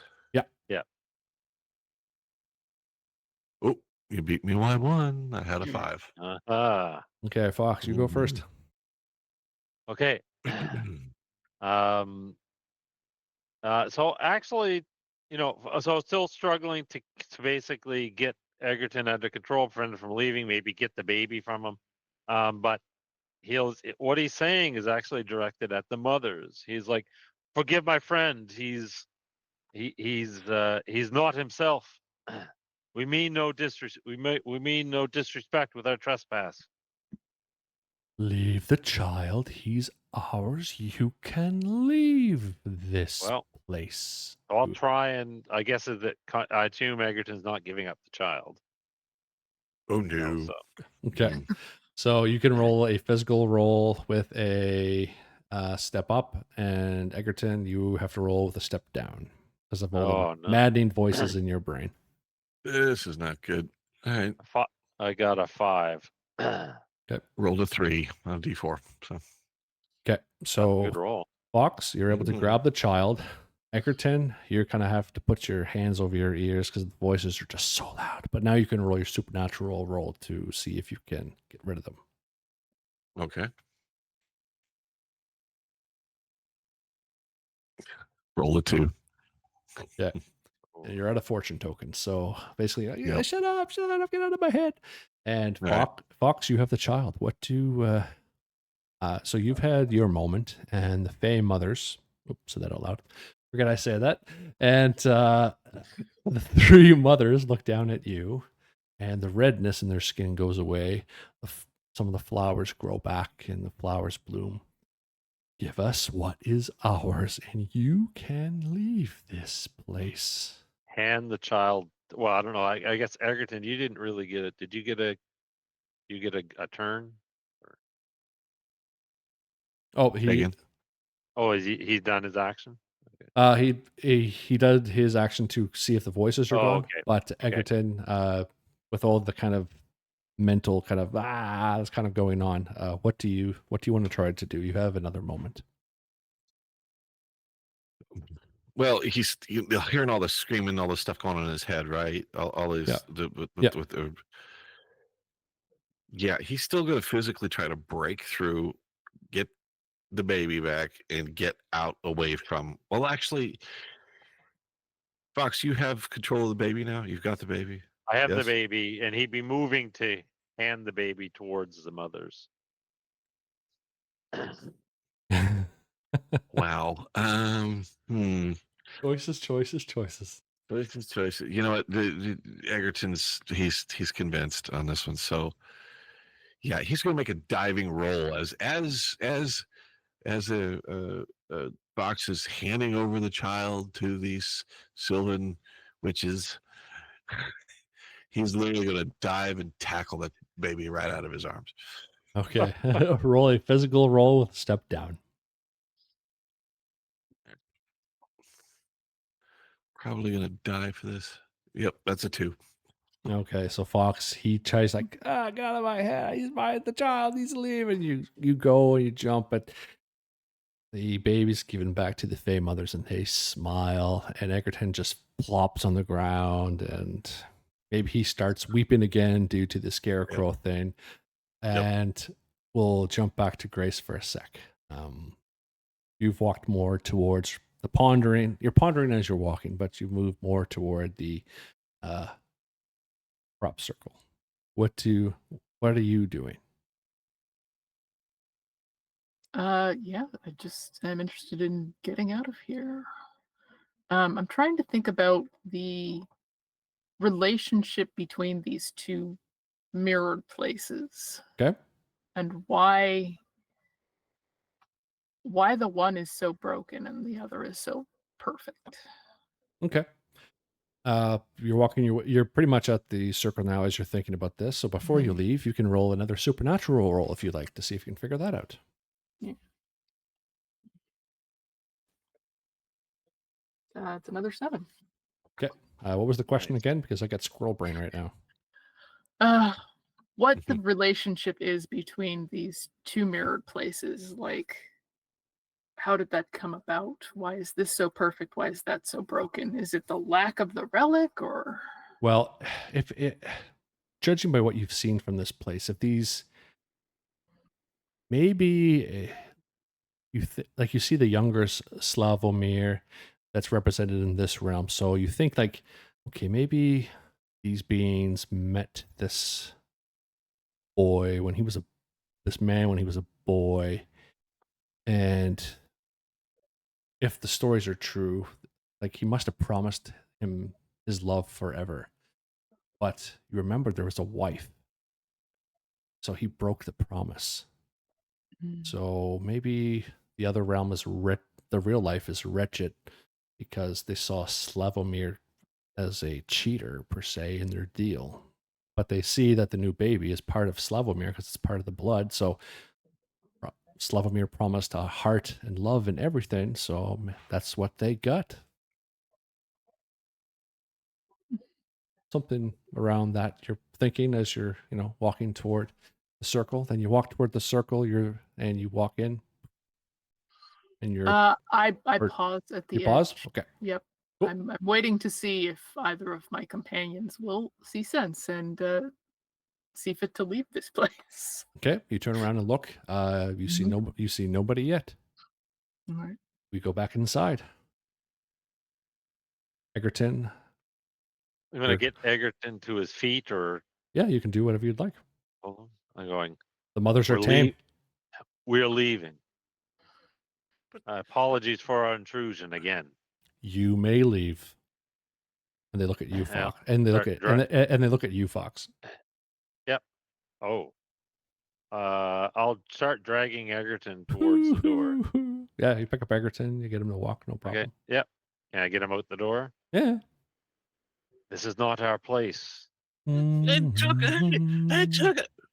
The life that they would give that child is far better than the life waiting for it back in our reality. Let it go, Egerton. Let it go. He says nothing. He just begins to pray more. Do you intend to raise that child? Its mother is dead, and its father will soon join her. Here, at least, it has some chance. He just stays silent, but reluctantly follows you out. So, yep. I'll keep a hand on him. I'm not gonna let him. Yeah, sure. You two carry each other over. You see Grace over by the circle, looking back. Slavomir comes outside the door. Don't come back. You guys are mean. And you get to Grace. Take care of your little brother. I'll yell back. He doesn't say anything and goes in the house. And the door is shut. I don't like the chicken. Just. So do we make it to the circle? Yeah, you're looking right at Grace. Grace, you see them kind of walking in. Well, as soon as we walk up, I'll push Egerton right into the circle. He goes right on through and falls on the other side. Oh, he doesn't disappear. Oh. He doesn't disappear, no. Damn. You didn't wait for you can't wait for it to fill up with snow. You would wait. I Would take- would have would it have been filled with snow? I would have checked. Yeah, Yeah. it was. Yeah, okay, yeah. Yeah. Okay. Yeah. Well, Grace went through, right? So No, really- no, Oh Grace no, is she's here standing waiting. here, yeah. oh, so it wouldn't let me through. Grace says- Egger's in trouble. Well, all right. So Oh, you we well, need you were this. thinking. See, Fox doesn't realize that you need the relic. You figured that out. Mhm. So yeah. he'll help Egerton up, grab the shovel, and refill in the snow, Okay. and say, "Any thoughts?" He just looks at you, looks down, It shakes his head no. may be difficult All right. because we need this. Well, perhaps but- we all hold on to it. We all touch it together and walk through. We can try. All right, we'll try that. Everyone, give me a supernatural roll. Grace and Fox, you can do a step up. Okay. Egerton, step down. Oh, Ooh. Is it a D2 for you? Yeah, Oh. that's short circuits to an automatic fail. Yep. Ouch. oh no, I got a 6. Okay. What about you, I got a Grace? 5. Yeah. Okay, so you two come back to the wretched looking crappy side of things. And Egerton, it's like I said, it's a starlit sky, beautiful snow falling, rabbit stew smell in the air, and you're by yourself. You see you see a 2-level snowman off in the distance, and your friends are not there anymore. Yeah, I think at this point he's lost his marbles. He's kind of out of it, probably frantic in the mind. And he probably just focuses on that stew, on the smell of it. And we see Egerton just sort of staggering off into the snow Okay. and towards what maybe a wisp of smoke off in the distance from a house or something. Yeah. That is your end to the story. Yeah. Let's go to Fox and Grace. What do you two do? You're on the other side. Grace, your chicken is there. It's looking at you. Should we try to go back for him? Oh yeah, Fox wouldn't. So I guess when we come back here, does the farm on this side still look the same, Yes. decrepit? Yeah, Fox isn't someone to leave anyone behind. Is the snow still falling? Yes. Yeah. Yeah, I think he would at least wait for the snow. I guess the idea would be wait for the snow to fill in. Well, sorry. Give Sorry. it No, sorry. yeah. Based on the item that you have, the snow is slowing and eventually peters down to just a few flakes, and then it stops snowing.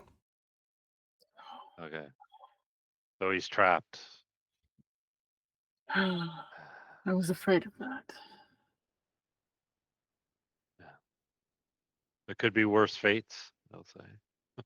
Well, But it if he actually, hadn't well, made well, done actually, that. like you two are standing there, and that snow disappears. But environmentally, there's snow starts to fall like little bit, like it starts. There's a light flurry on the whole farm Mm. as you two are talking to each other. Perhaps Lord D knows more about this relic than us. Perhaps he will know of a way to bring Egerton home. But for now, I have a feeling that, or I pray that he will be cared for wherever he is.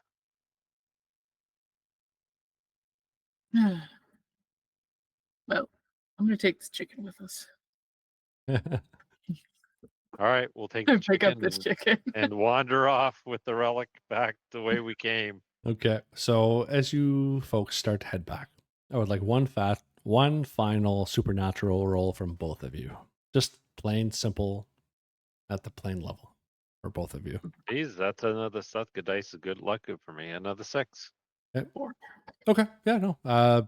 You're able to find the road back. The mists lift on the side of the boundary of the forest. You find the path back, and you eventually find your way back to Dr. D in Poland, in Krakow.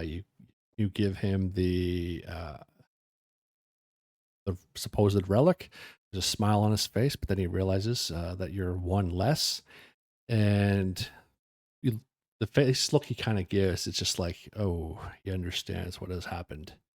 Did you And send the letter? the only thing you get is a nod.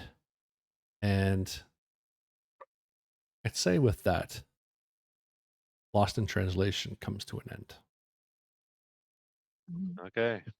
With the question that begs, is Egerton actually okay? And what has Dee kind of planned all along?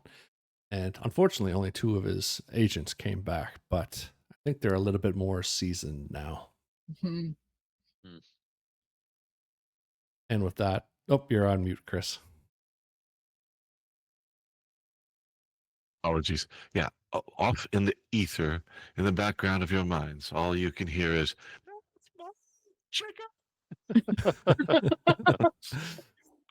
Dun, dun, dun. but that's the end of it. Cool. So And awesome. awesome. And with that, I'd like to thank you all for being here. Phzoul, Eerie Lunarose, and Baz. And with that, everyone, I'd like to thank you for joining us tonight. And with that, have a good evening and pay attention to the Discords and other things if you like these streaming events. And we'll be back very soon. Until then, goodbye.